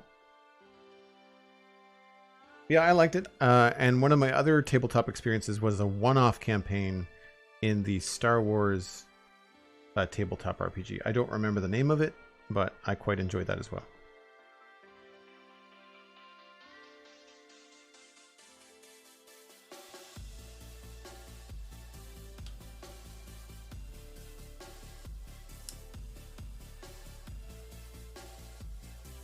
Now we've got this and this thing.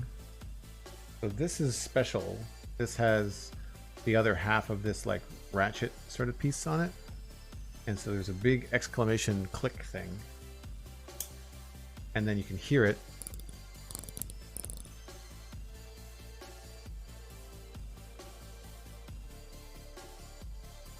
And then that goes underneath here.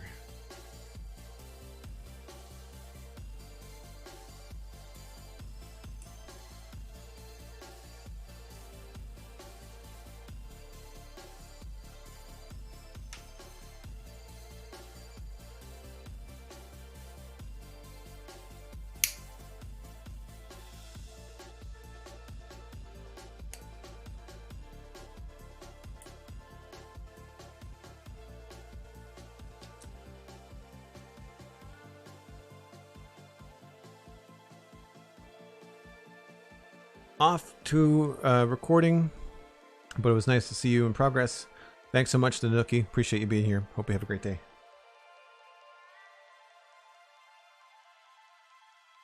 Love seeing tabletop particularly increasing. I really want to try out a D&D mod for Minecraft. That would be cool. Coup de grace. Cool username, by the way. Is there a tabletop channel in the Discord? There's a game. There's video games. There has to be a tabletop channel in the Discord, right? I feel like there is.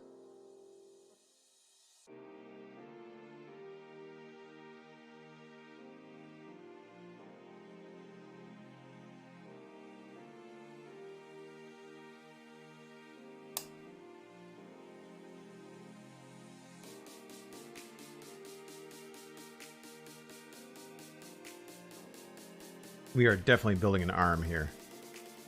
For sure. Upper arm.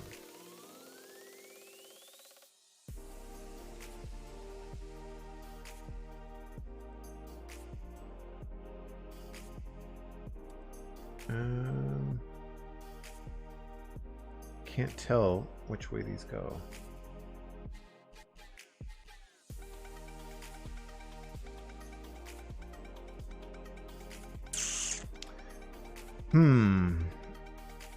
How does this attach?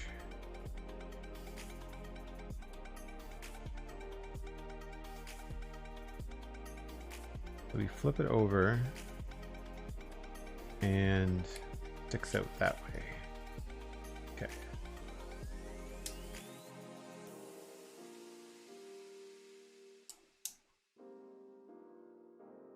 I love the use of the flat plates for like design changes and color changes rather than putting stickers on stuff. I like the color Lego choice. All right, and then flipping it.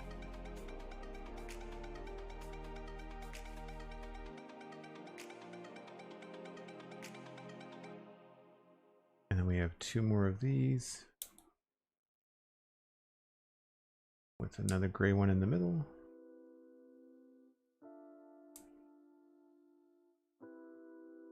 So that all lines up on that side. And then we have one of these here and one of those there.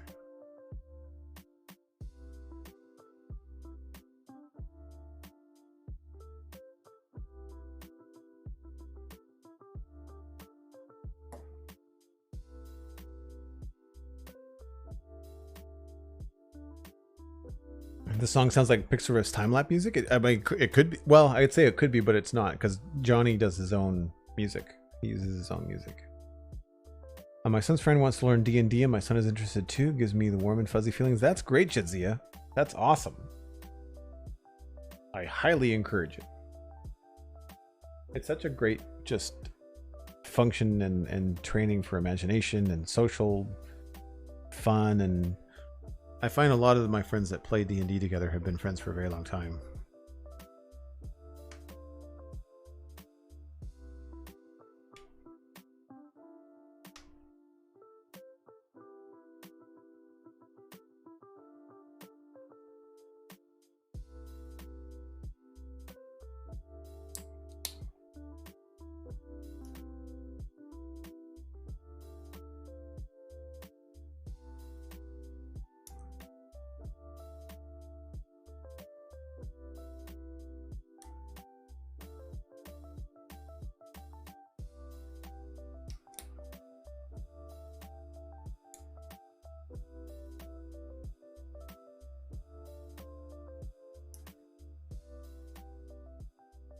Oh my gosh, this is the side of his arm. Wow.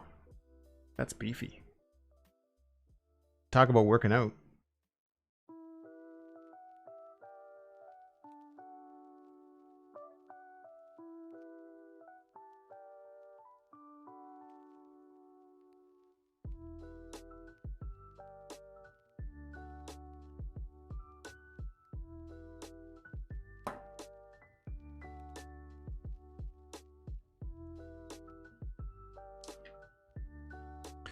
More break when you're ready. Thanks, Cosmic. I think we'll finish up this bit here.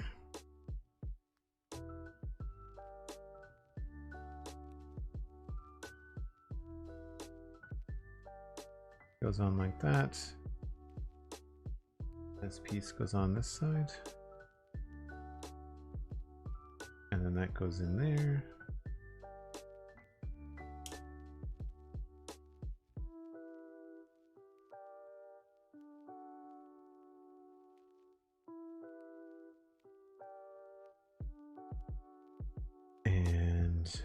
Then we've got this piece goes on there. 2 of these and 1 little black piece to connect them.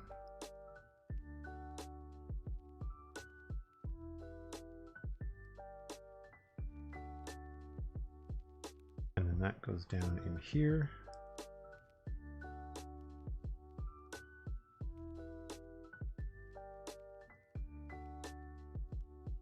And that is his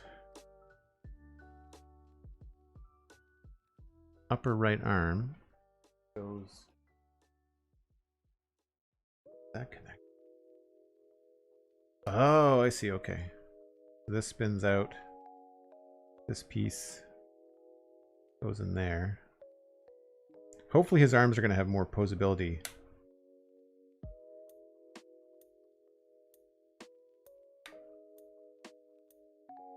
Cool.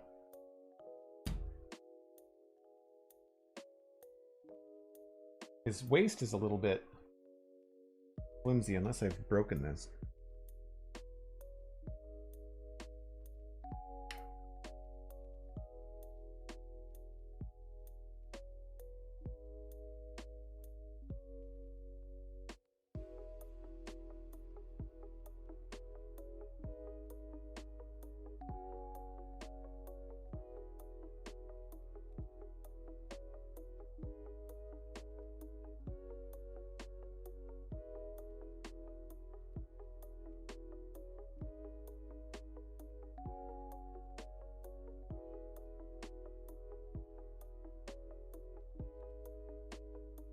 Cool. So before we build the other arm, I will take that other break. So if you're new to the channel, I do take a break once an hour, and it is that time. I'll be back in 5 or 6 minutes.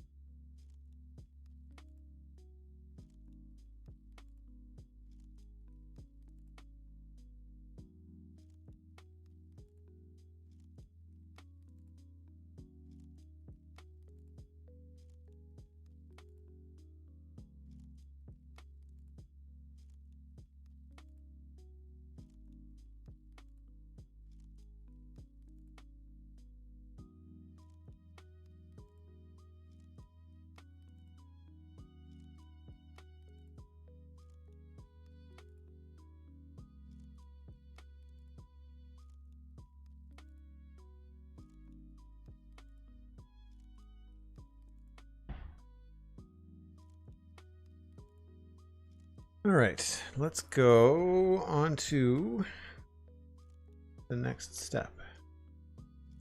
It's funny, you know, like I've not been paying attention, but like 253 steps so far. Wild. This is just going to be the other arm, which is fine. I mean, he does need two. I'm okay with giving him 2 arms.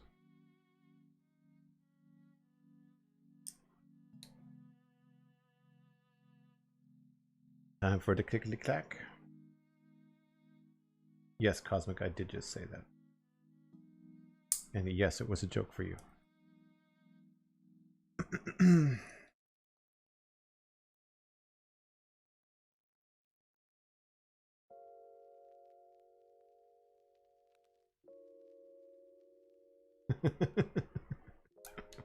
We'll leave it there. We'll leave it there. Would recommend French history for good ideas about overthrowing a monarchy. That's a cool idea for a D&D campaign.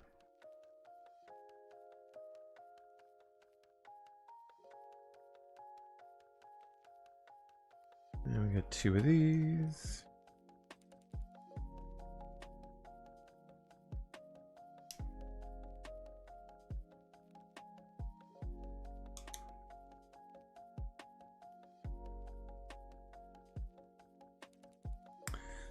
And then we flip it over. We've got these guys.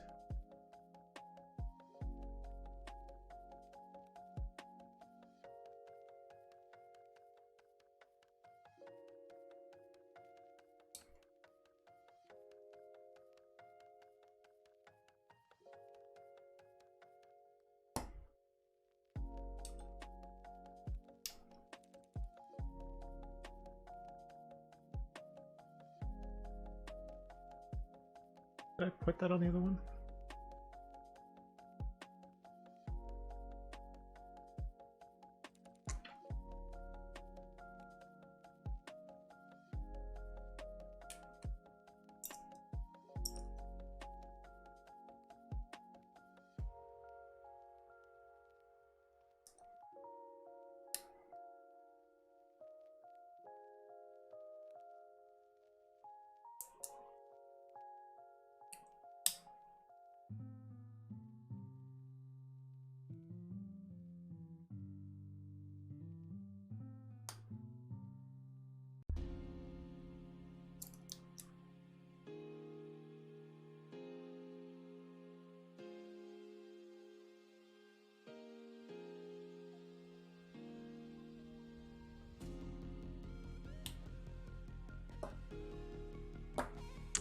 Good, good. And then we're on to the smokestack.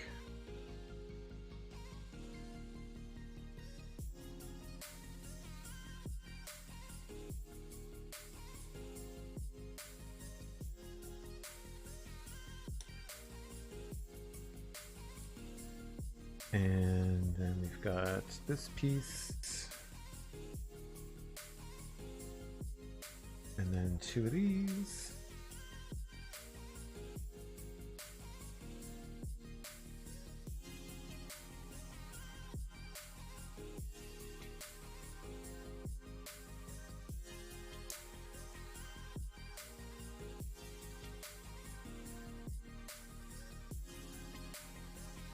Like that, and that's the other arm.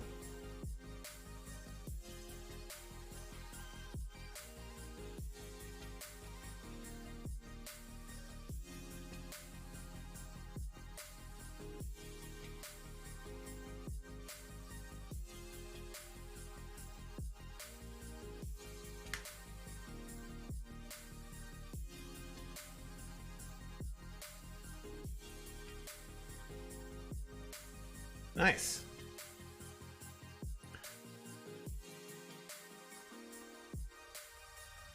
Back 7 complete.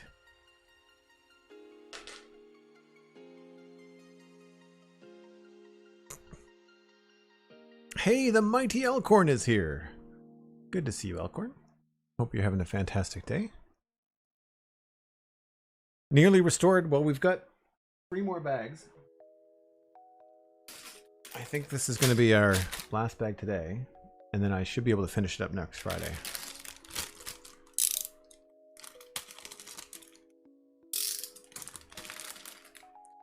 So page 105.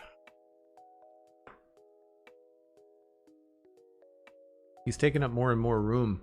Harder to scoot him over to the side.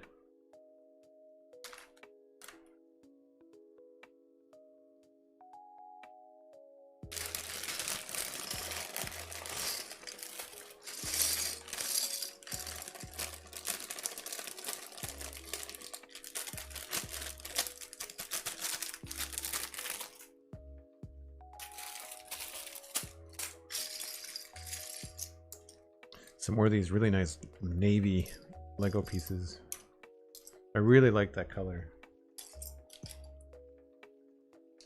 It'd be really cool to do like a classic Camaro, you know, like with the white stripe going down the middle in that color. That would be a fun build.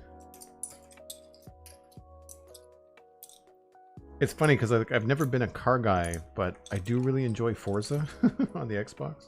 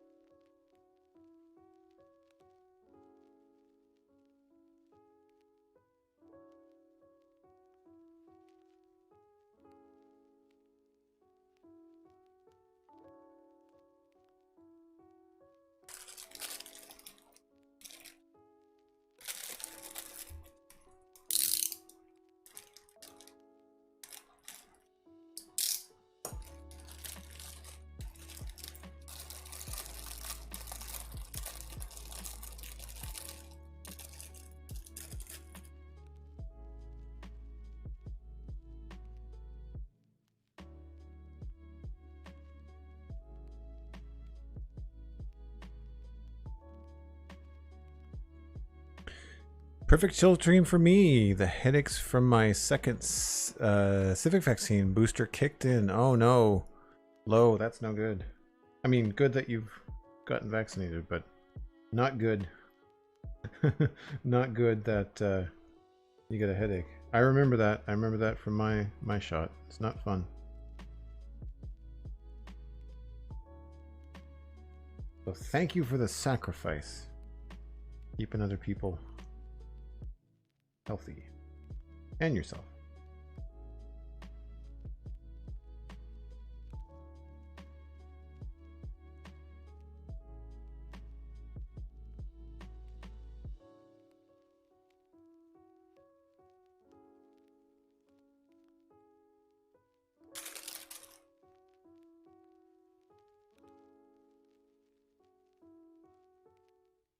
So not a very large bag, but there's a lot of little pieces.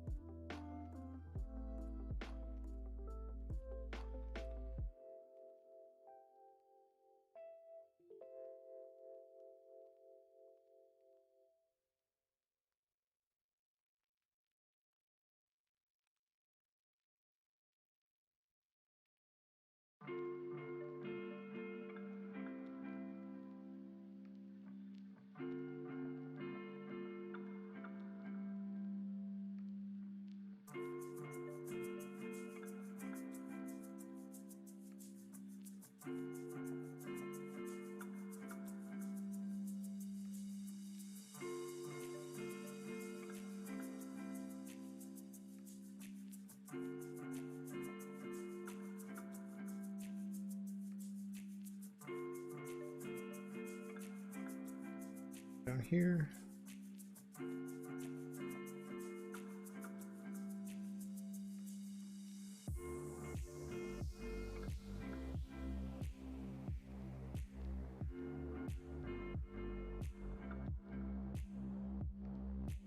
Yeah, I think, as I mentioned earlier, today is going to be a double stream day, so we'll do this 8th bag, and then I think we'll switch to Satisfactory. My Satisfactory stream got cut short yesterday, and as I think many of you know, there is always something to do in that game.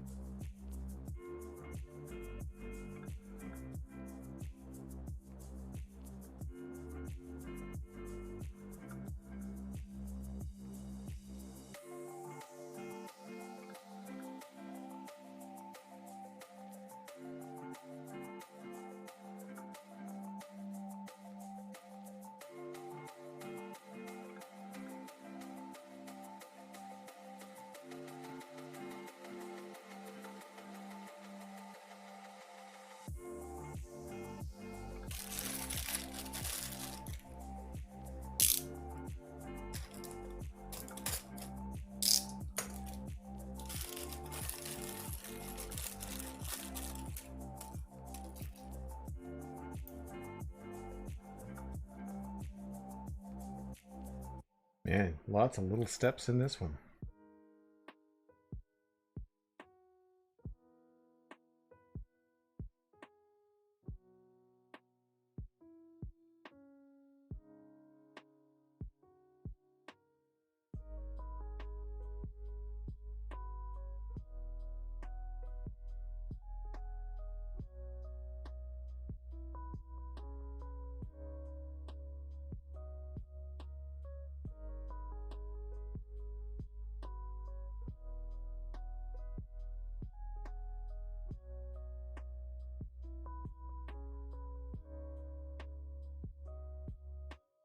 Double Joel on a Friday. Is it my birthday, Christmas, both? No, I don't normally do double streams on Fridays.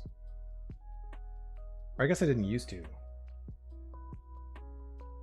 The double stream tends to happen when Satisfactory is high on the rotation. I just find that Satisfactory, it takes so much longer.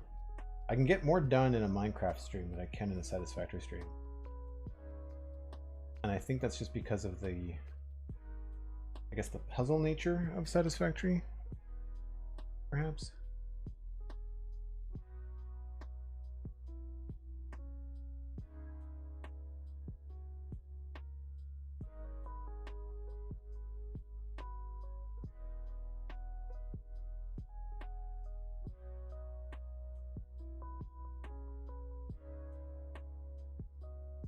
Not sure how easy it is to tell on camera, but definitely some very similar, like black and blue. They're hard to tell apart on the instructions, I can tell you that much.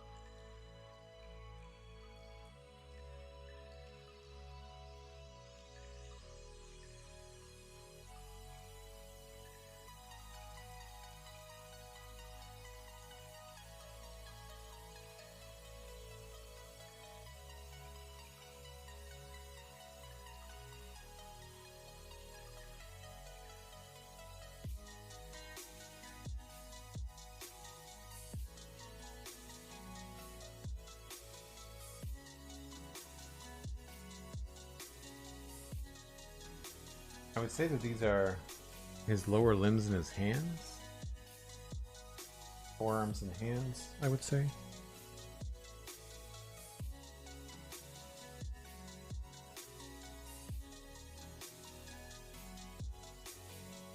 It might only be one forearm. I don't know.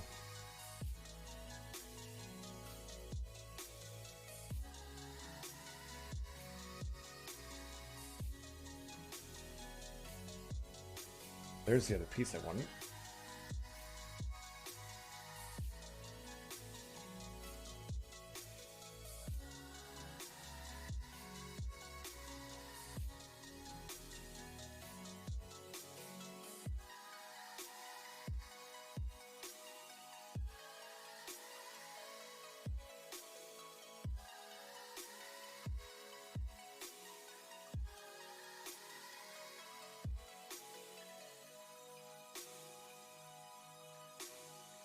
Yeah, given that there's only some like singular pieces, I think that there's only one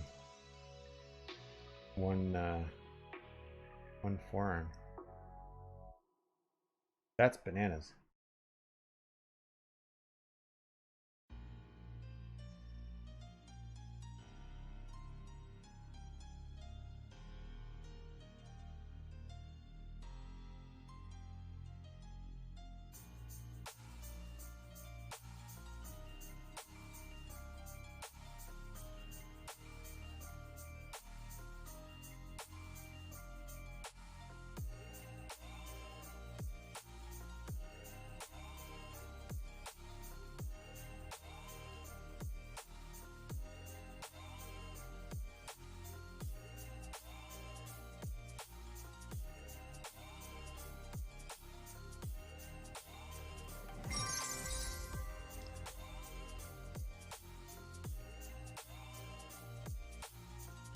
Lo, thank you so much for the lovely donation. That's amazing. I really appreciate that.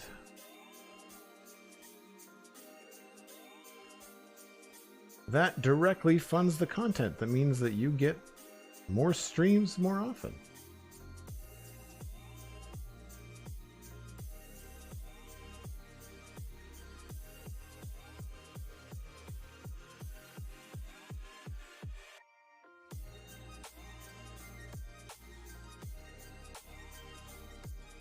This is a tough set to null out, or a tough bag to null out.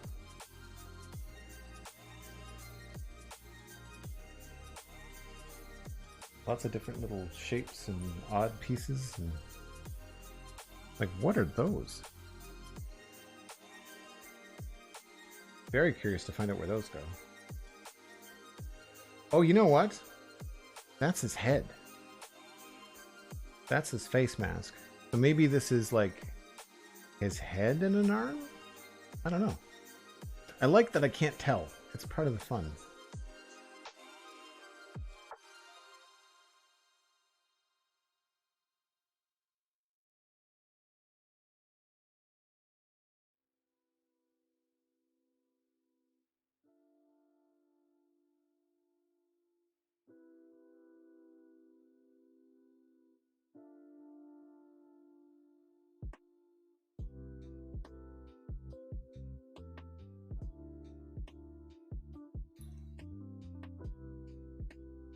Right on cue. Blue Jay. 4 o'clock.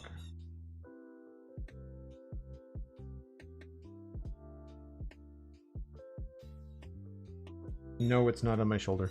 It's across the backyard. I'm sure we've talked about this a number of times, but my gosh, what a strange combination of very pretty bird and really terrible bird call.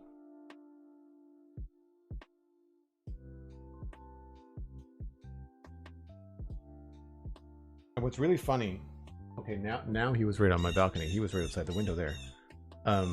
What's really funny about blue jays is that once you realize, or when someone tells you, oh, well, they're part of the crow family, you're like, that kind of makes sense. And then think about what a crow sounds like. You've all heard a crow, and you've all heard someone, or perhaps even tried this yourself, where you inhale a bunch of helium and then you make a funny squeaky noise. So now imagine what a crow would sound like if a crow inhaled helium and squawked. And that's what a blue jay sounds like. And now that you know that, you will never unhear it. I am neither sorry nor not sorry.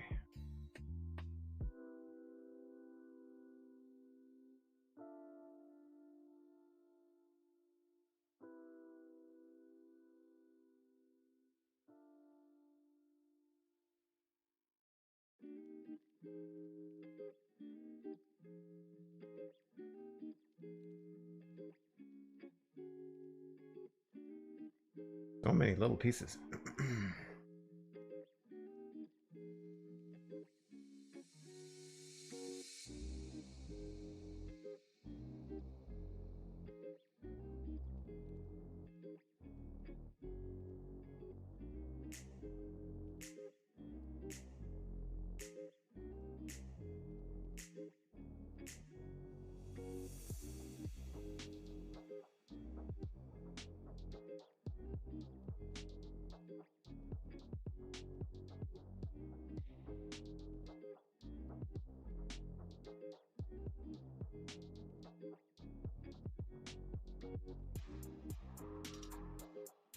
These little half circle plates, pie plates, whatever they're called, very small.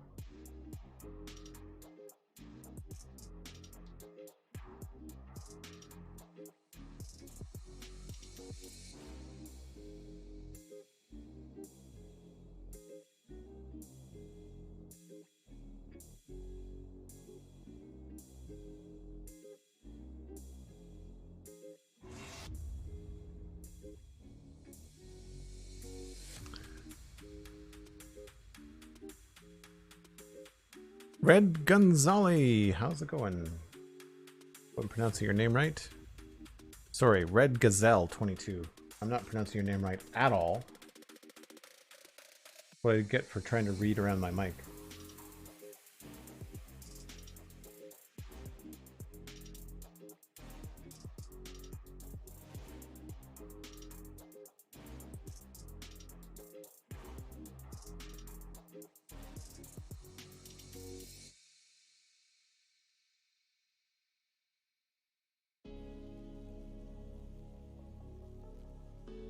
Crows always sound like they're having hysterics. The place where I find crows really disruptive is like when I used to play golf. And they just constantly squawk when you're trying to hit your ball.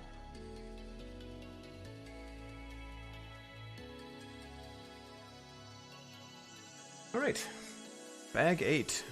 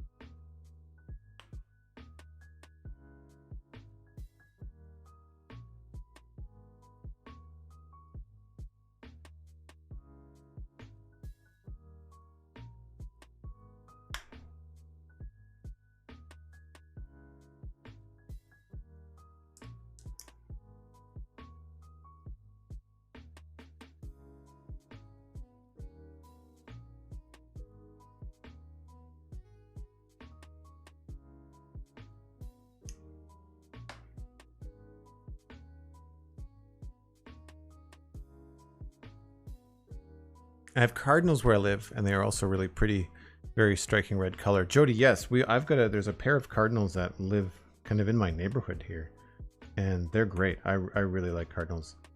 They're a very distinct sound. I'll hear one before I see one, and I'll go to the window and I'll usually see it.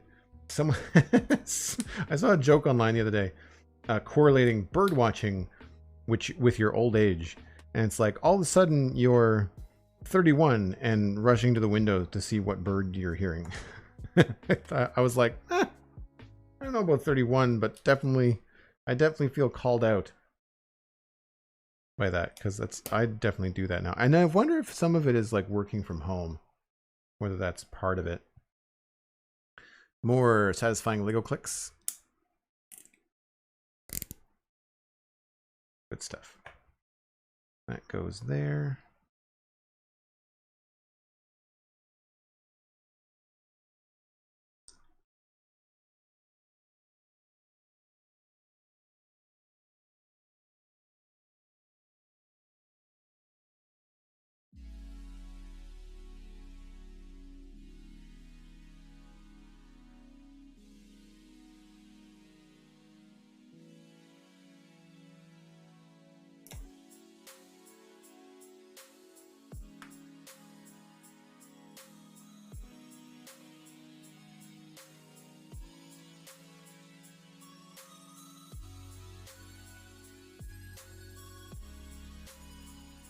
Albino squirrels and cute bunnies. That's an interesting combo.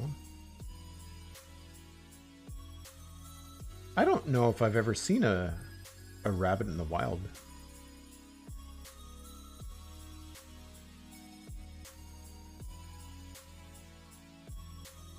I've seen deer.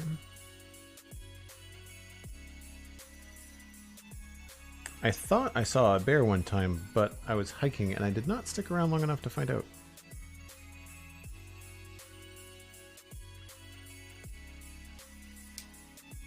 And it wasn't around here. I was in New York State at the time. Upstate.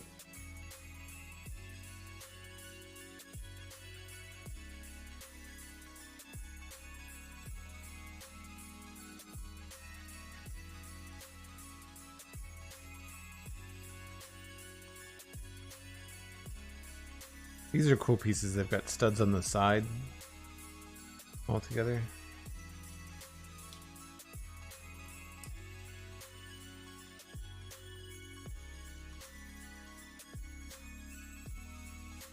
Sounds like a plan regarding the bear. Yep. And I'm not fooling around.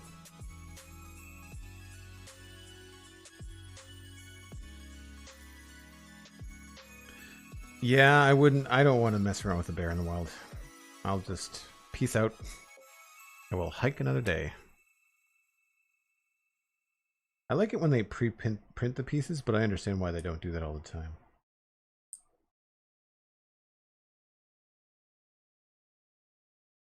Interesting how they're using like pieces to give like a little bit of depth along here, which I think is really cool. Like recesses this part on the top of his forearm.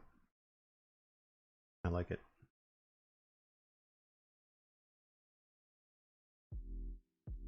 Or it could be the bottom of his forearm, actually, now that I look at it.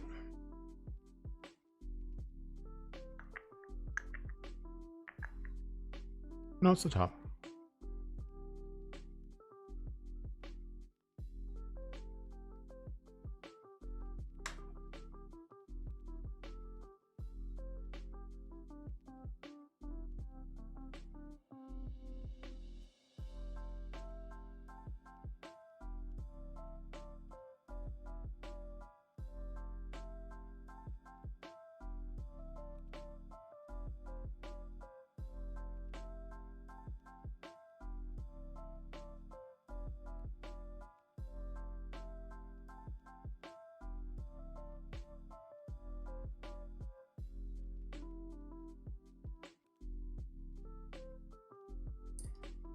That's a cool look to that piece there. And then that goes in that position.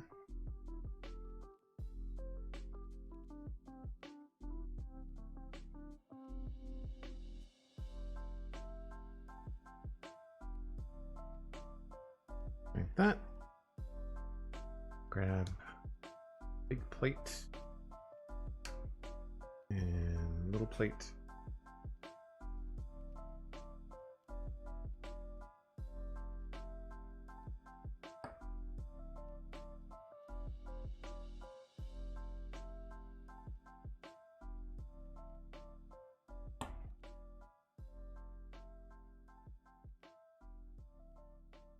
These pieces in general are just pretty cool.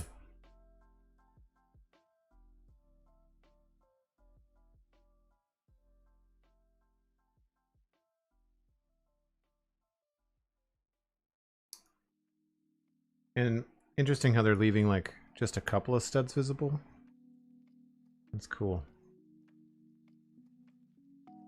Did I use the right piece for that? Yes.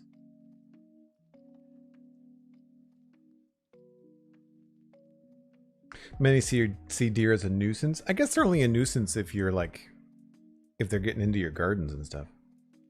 Pigeons, seagulls, and some very questionable people with questionable habits that should probably be studied. Yeah, I get a lot of seagulls because I only live 2 blocks from the ocean, so definitely a lot of seagulls.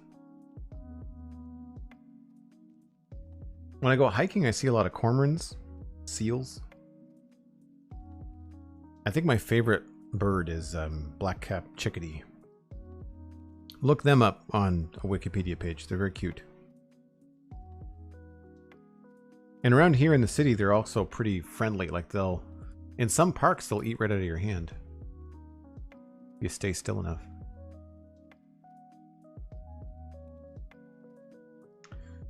One of those. And 2 of these.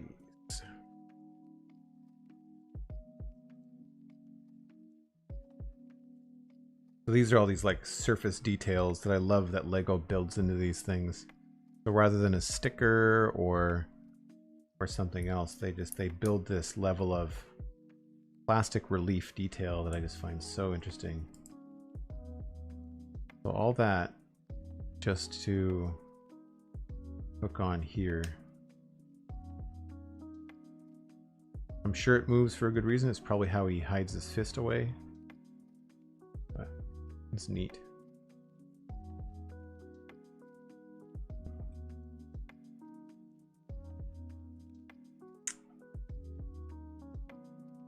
So we need one of those. And one of these.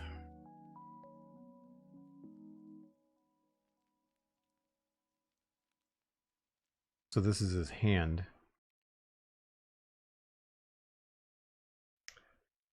I built that, and then we need one of these and one of these.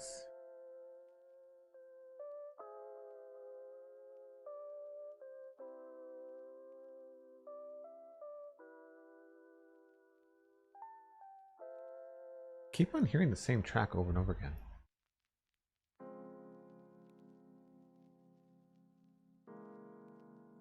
Your Google history is so varied. When you're looking up people for streamers and subjects for streamers.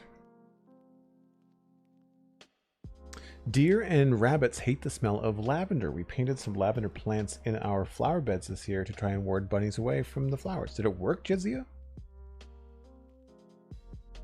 It's really bad if you write fiction, your Google history search. Yes, I can imagine.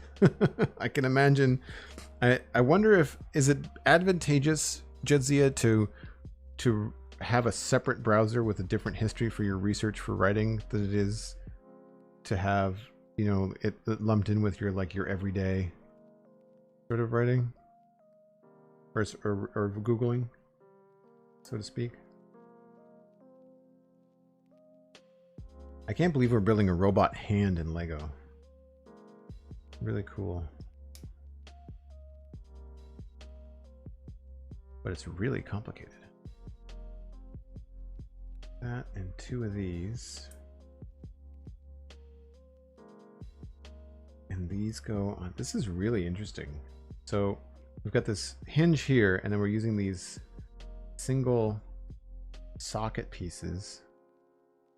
And then in between, there's like a wrench or a clasping piece. So that attaches, and that has like all 3 fingers right side by side. That is really slick.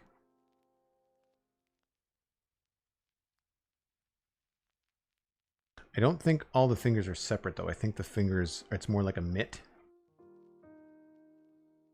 Like he's got a fist. I don't think he has individual moving fingers, which is, I mean, that's fine. Wasn't expecting them to.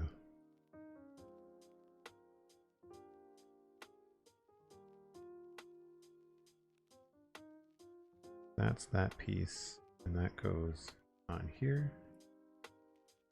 Like already it looks like a hand.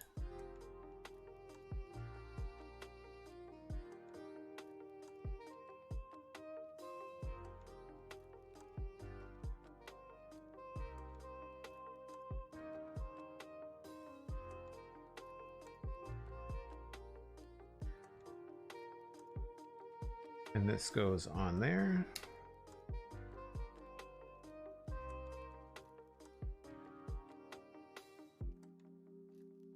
Cool.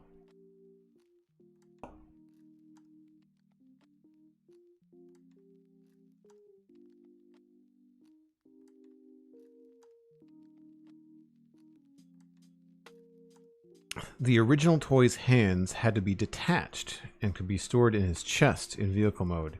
In this Lego model, the hands are designed to fold into the wheel wells instead of detaching.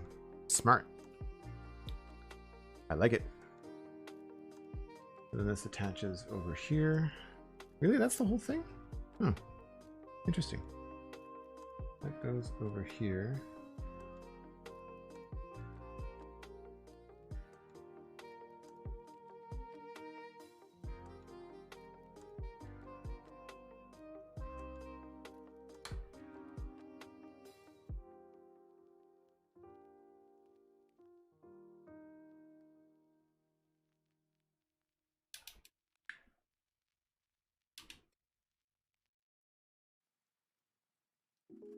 That's really cool. Does he fit? Yeah, he fits. Like, definitely feeling like a robot. We have robot arms.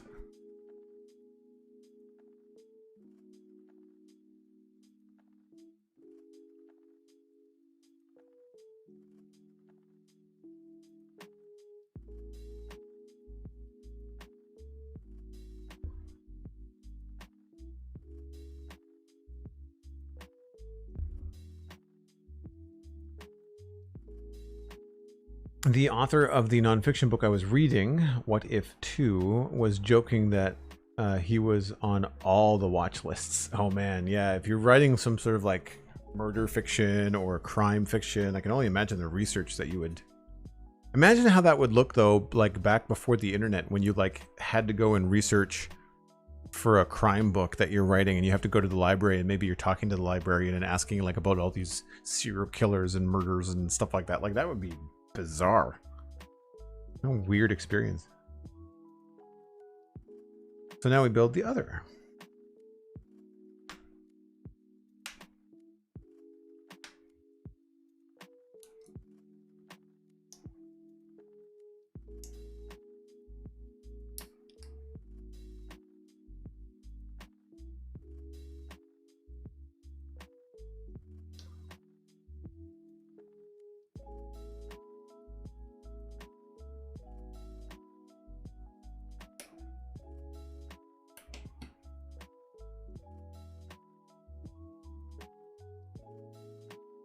I'm not sure what it is today, but I'm finding that the playlist is really repetitive.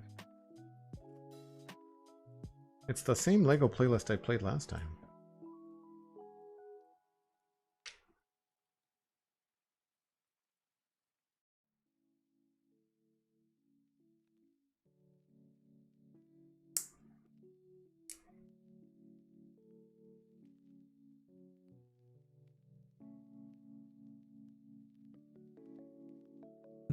Mini packs. Hi, librarian. Please, can I have all the books you can find on getting away with murder?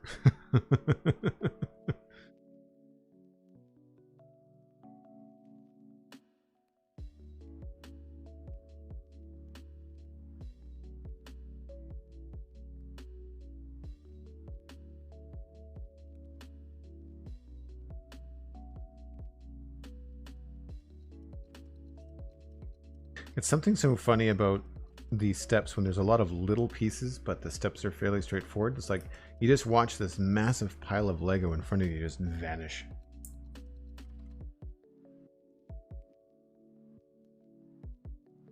I wonder what these are for. Maybe it was easier to include some similar pieces in the kit.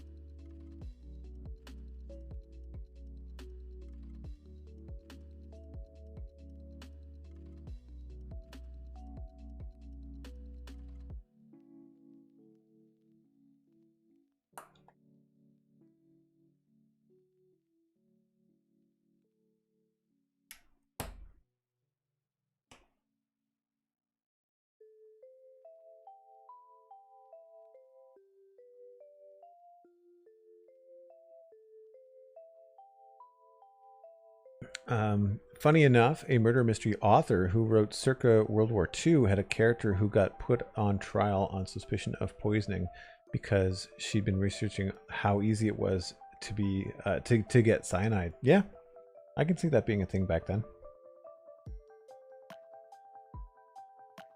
To be fair, as someone who used to run bookshops, that wouldn't have been vaguely the oddest request. Yep.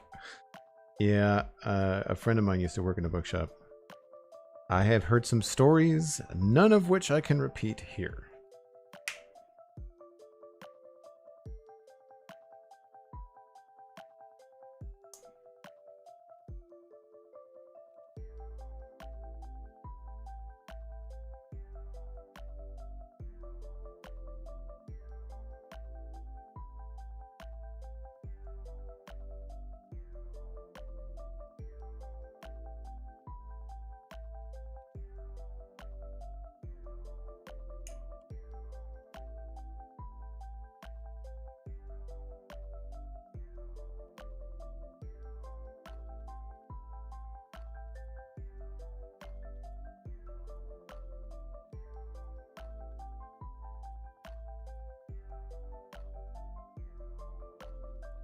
I might have put this other arm, the other arm together incorrectly.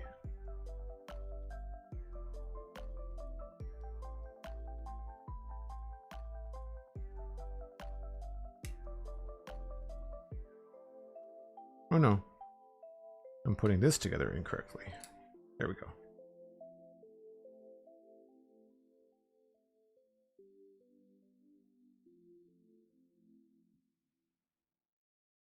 Sorry I have to cut and run. We'll try and be in time for the stream next week. No worries, Effigy Dragon. Thanks ever so much for being here. Very much appreciate it. Thanks again for the resub as well. Have a great Friday. We'll see you later.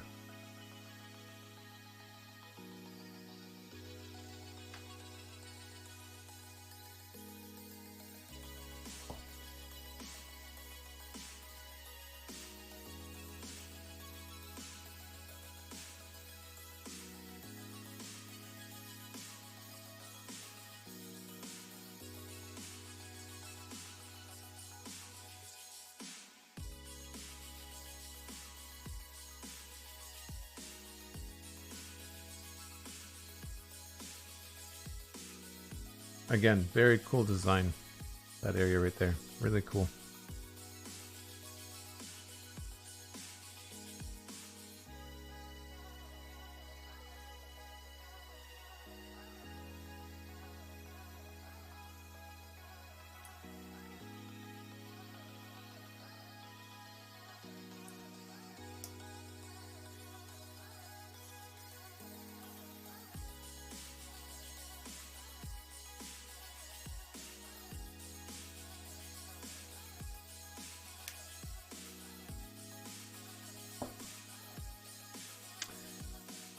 And then we're going to build the other hand.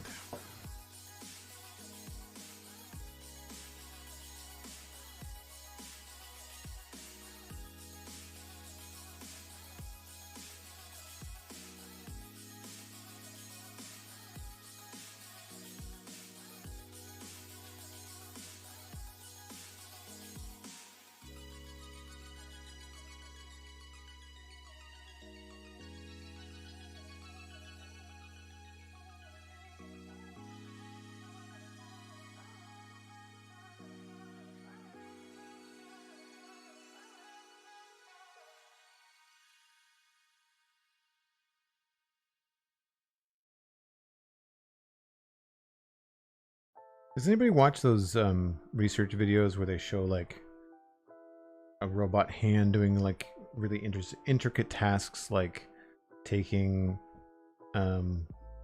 eggs out of cartons or anything like that? I've always find that stuff really fascinating. That or like when people program drones to do specific things. That is the wrong there.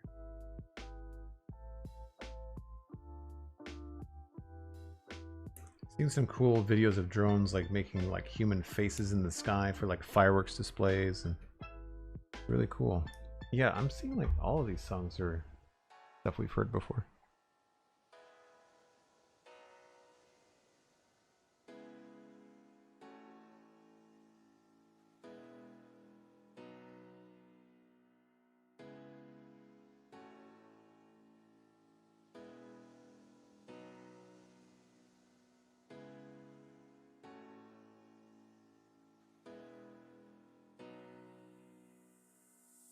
This is Stream Beats, yeah.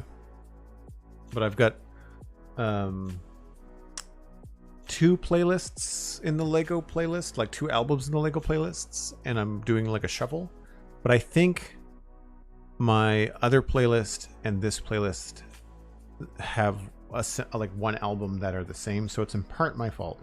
It's not been 4 albums today, it's been 3 albums, one of which is shared on a playlist, I think. I'm not sure why, I'm just been noticing it. When I play Satisfactory, I have a different playlist. I might even use the in-game music in Satisfactory. The only problem with that is that when I go on break, of course, the Ghetto Blaster is, or the boombox is low volume because we're on the train.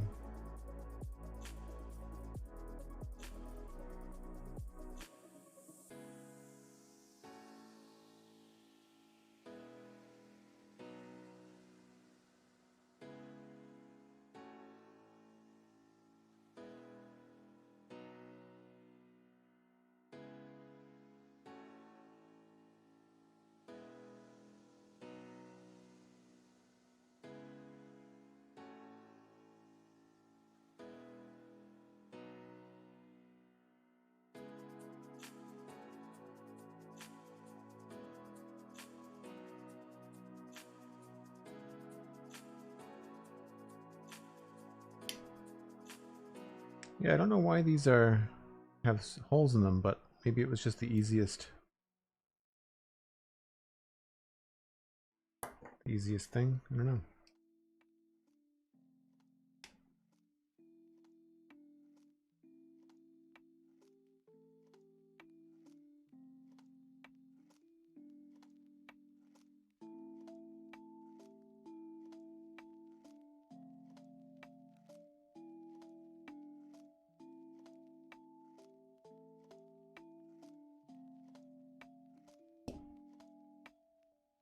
I hope I did this right.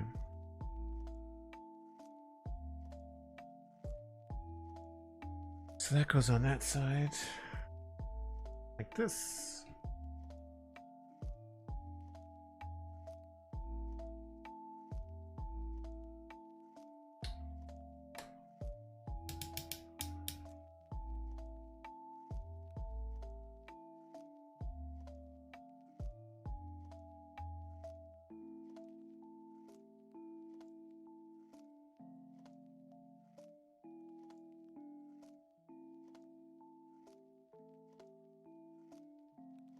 Elcorn, welcome back. Ghetto Blaster, talk about showing your age. Hey, that's what they were called. I guess a boombox is more appropriate now. I only just realized that these are his eyes. And I have to look up a picture of him. I feel like the model head for this Optimus Prime looks a little bit different than I was anticipating. But I love we actually have to build his head, and the head is just not a piece that's included in the box, you know? Very cool.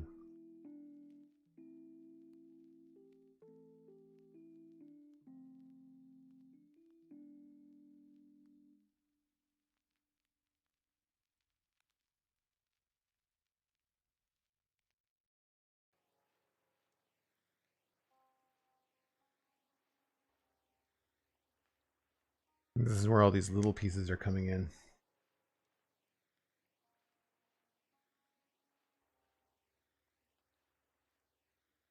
Oh, interesting. I was not expecting this to be that way around. Huh.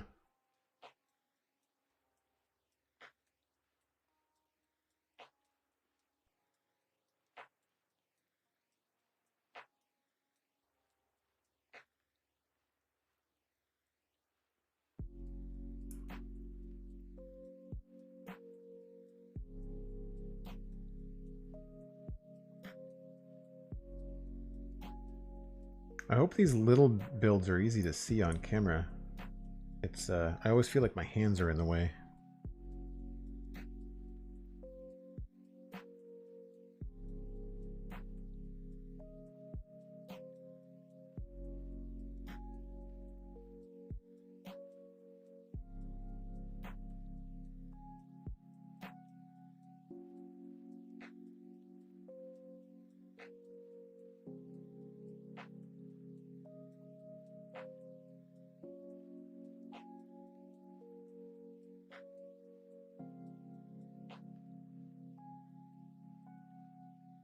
Oh, wow.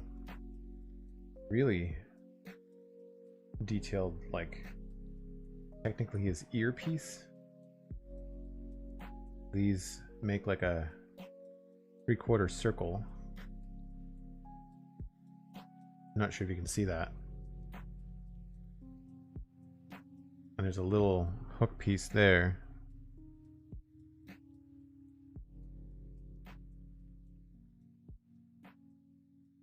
And now we're on to the other side.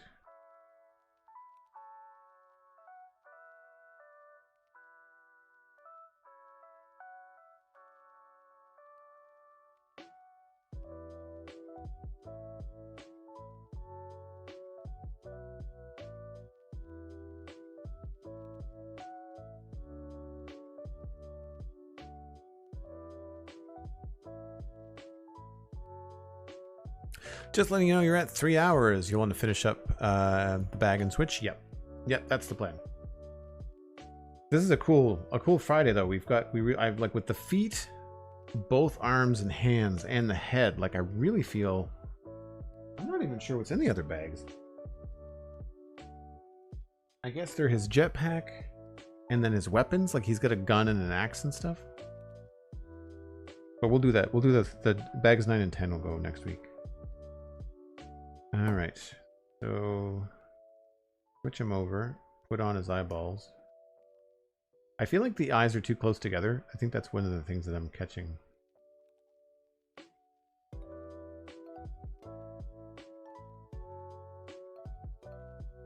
But that is some serious design to get that shape. I mean, there's a very specific piece for his iconic face mask, but still. Very slick. I mean, I bet there was probably some limitation, but I feel like you could have gone with a wider decal or something for his eyes. 2 of those and 2. That goes there. That.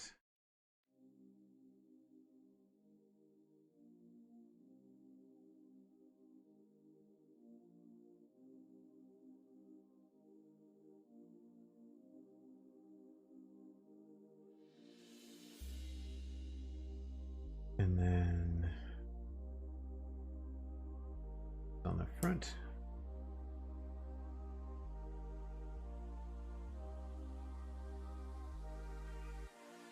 You know, I completely forgot about the kind of like vent thing that he has on his forehead until just now.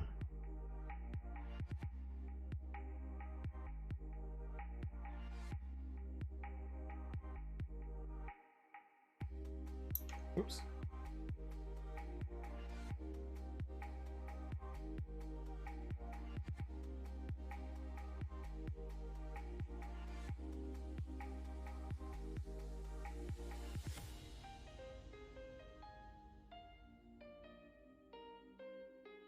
Ah, that detail right there.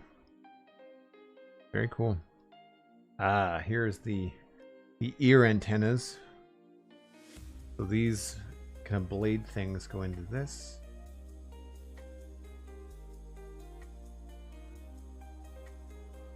That. These are rubber too, they're not plastic. Or they're rubbery plastic.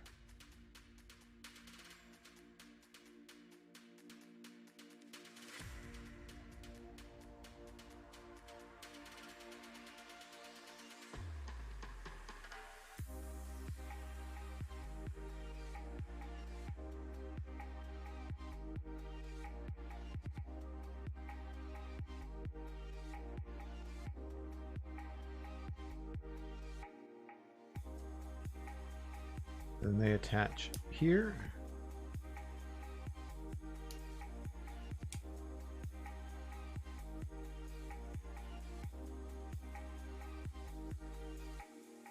Oh, we've got some spare parts. Okay. Yeah, that would suck if you lost a piece and it was part of his face. That would not feel good.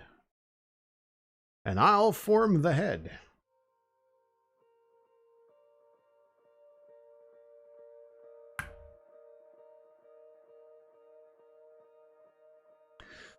Optimus started his life on Cybertron as a civilian known as Orion Pax, but was rebuilt as Optimus Prime to lead the Autobots in their fight with the Decepticons.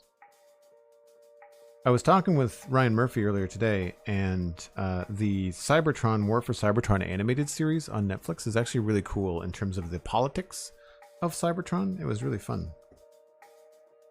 The final episode was not, or final season was not great, but the first 2 or 3 were good. So that is 8 out of 10 bags completed on Optimus Prime.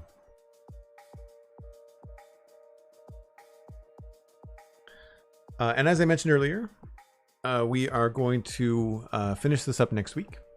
And I haven't decided what set I'm going to build next. I don't think I'm going to dive into the DeLorean. I think I want to try to build maybe a slightly smaller set that doesn't take like 6 weeks to do. I think I want to try to do something in the 500, maybe even 300 piece range, just to kind of get something different out there. But this is really cool.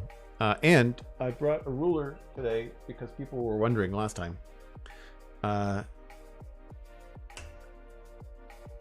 So that currently, about his head, about 14 inches, to kind of give you an idea about how tall he is. Because you can't tell, of course, when I stand him up on the table, like it just looks strange, but yeah, it's not bad. Outside of his eyes being a little close together and the fact that his knees don't bend, pretty good. The arms are very posable too. Like you've got this kind of rotation. You can go out sideways. Bend the elbow, you can rotate the hands, the fists open up and close, so he'll be able to hold his blaster. So it's not much of a spoiler because I did show it off in the first Lego Let's Chat, but for folks that are wondering that haven't been here, this is the box. And so the other bags are going to be things like the blaster, the Energon axe, probably the Matrix of Leadership, some Energon, and then I'm hoping some like the instruction about how to transform them, which will be cool. So, but thanks so much for being here, folks. Don't go anywhere. We are going to transition over into Satisfactory. I'll probably take a decent break. I also want to make sure that this is a separate VOD for later. You can of course watch all these VODs on YouTube, youtube.com/JoelDugganVODs. And in addition, there are lots of other things on the VOD channel. There are Satisfactory videos, Minecraft videos, Lego Let's Chats from recently and from last year. You can also listen to free podcasts that I make. I do the Citadel Cafe podcast every Wednesday when I can, and I do the Spawn Chunks podcast every Monday with Pixelrisk, where we talk about Minecraft. And this past week we had Dr. Heather Christie on the show. She's an archaeologist. Archeo Plays here on Twitch. She streams and plays Minecraft from the point of view of an archaeologist, and it was an absolutely excellent conversation with Dr. Christie on Monday. So I highly encourage everybody to check that out. You can find both wherever you find a podcast or at the respective websites, thecitadelcafe.com and thespawnchunks.com.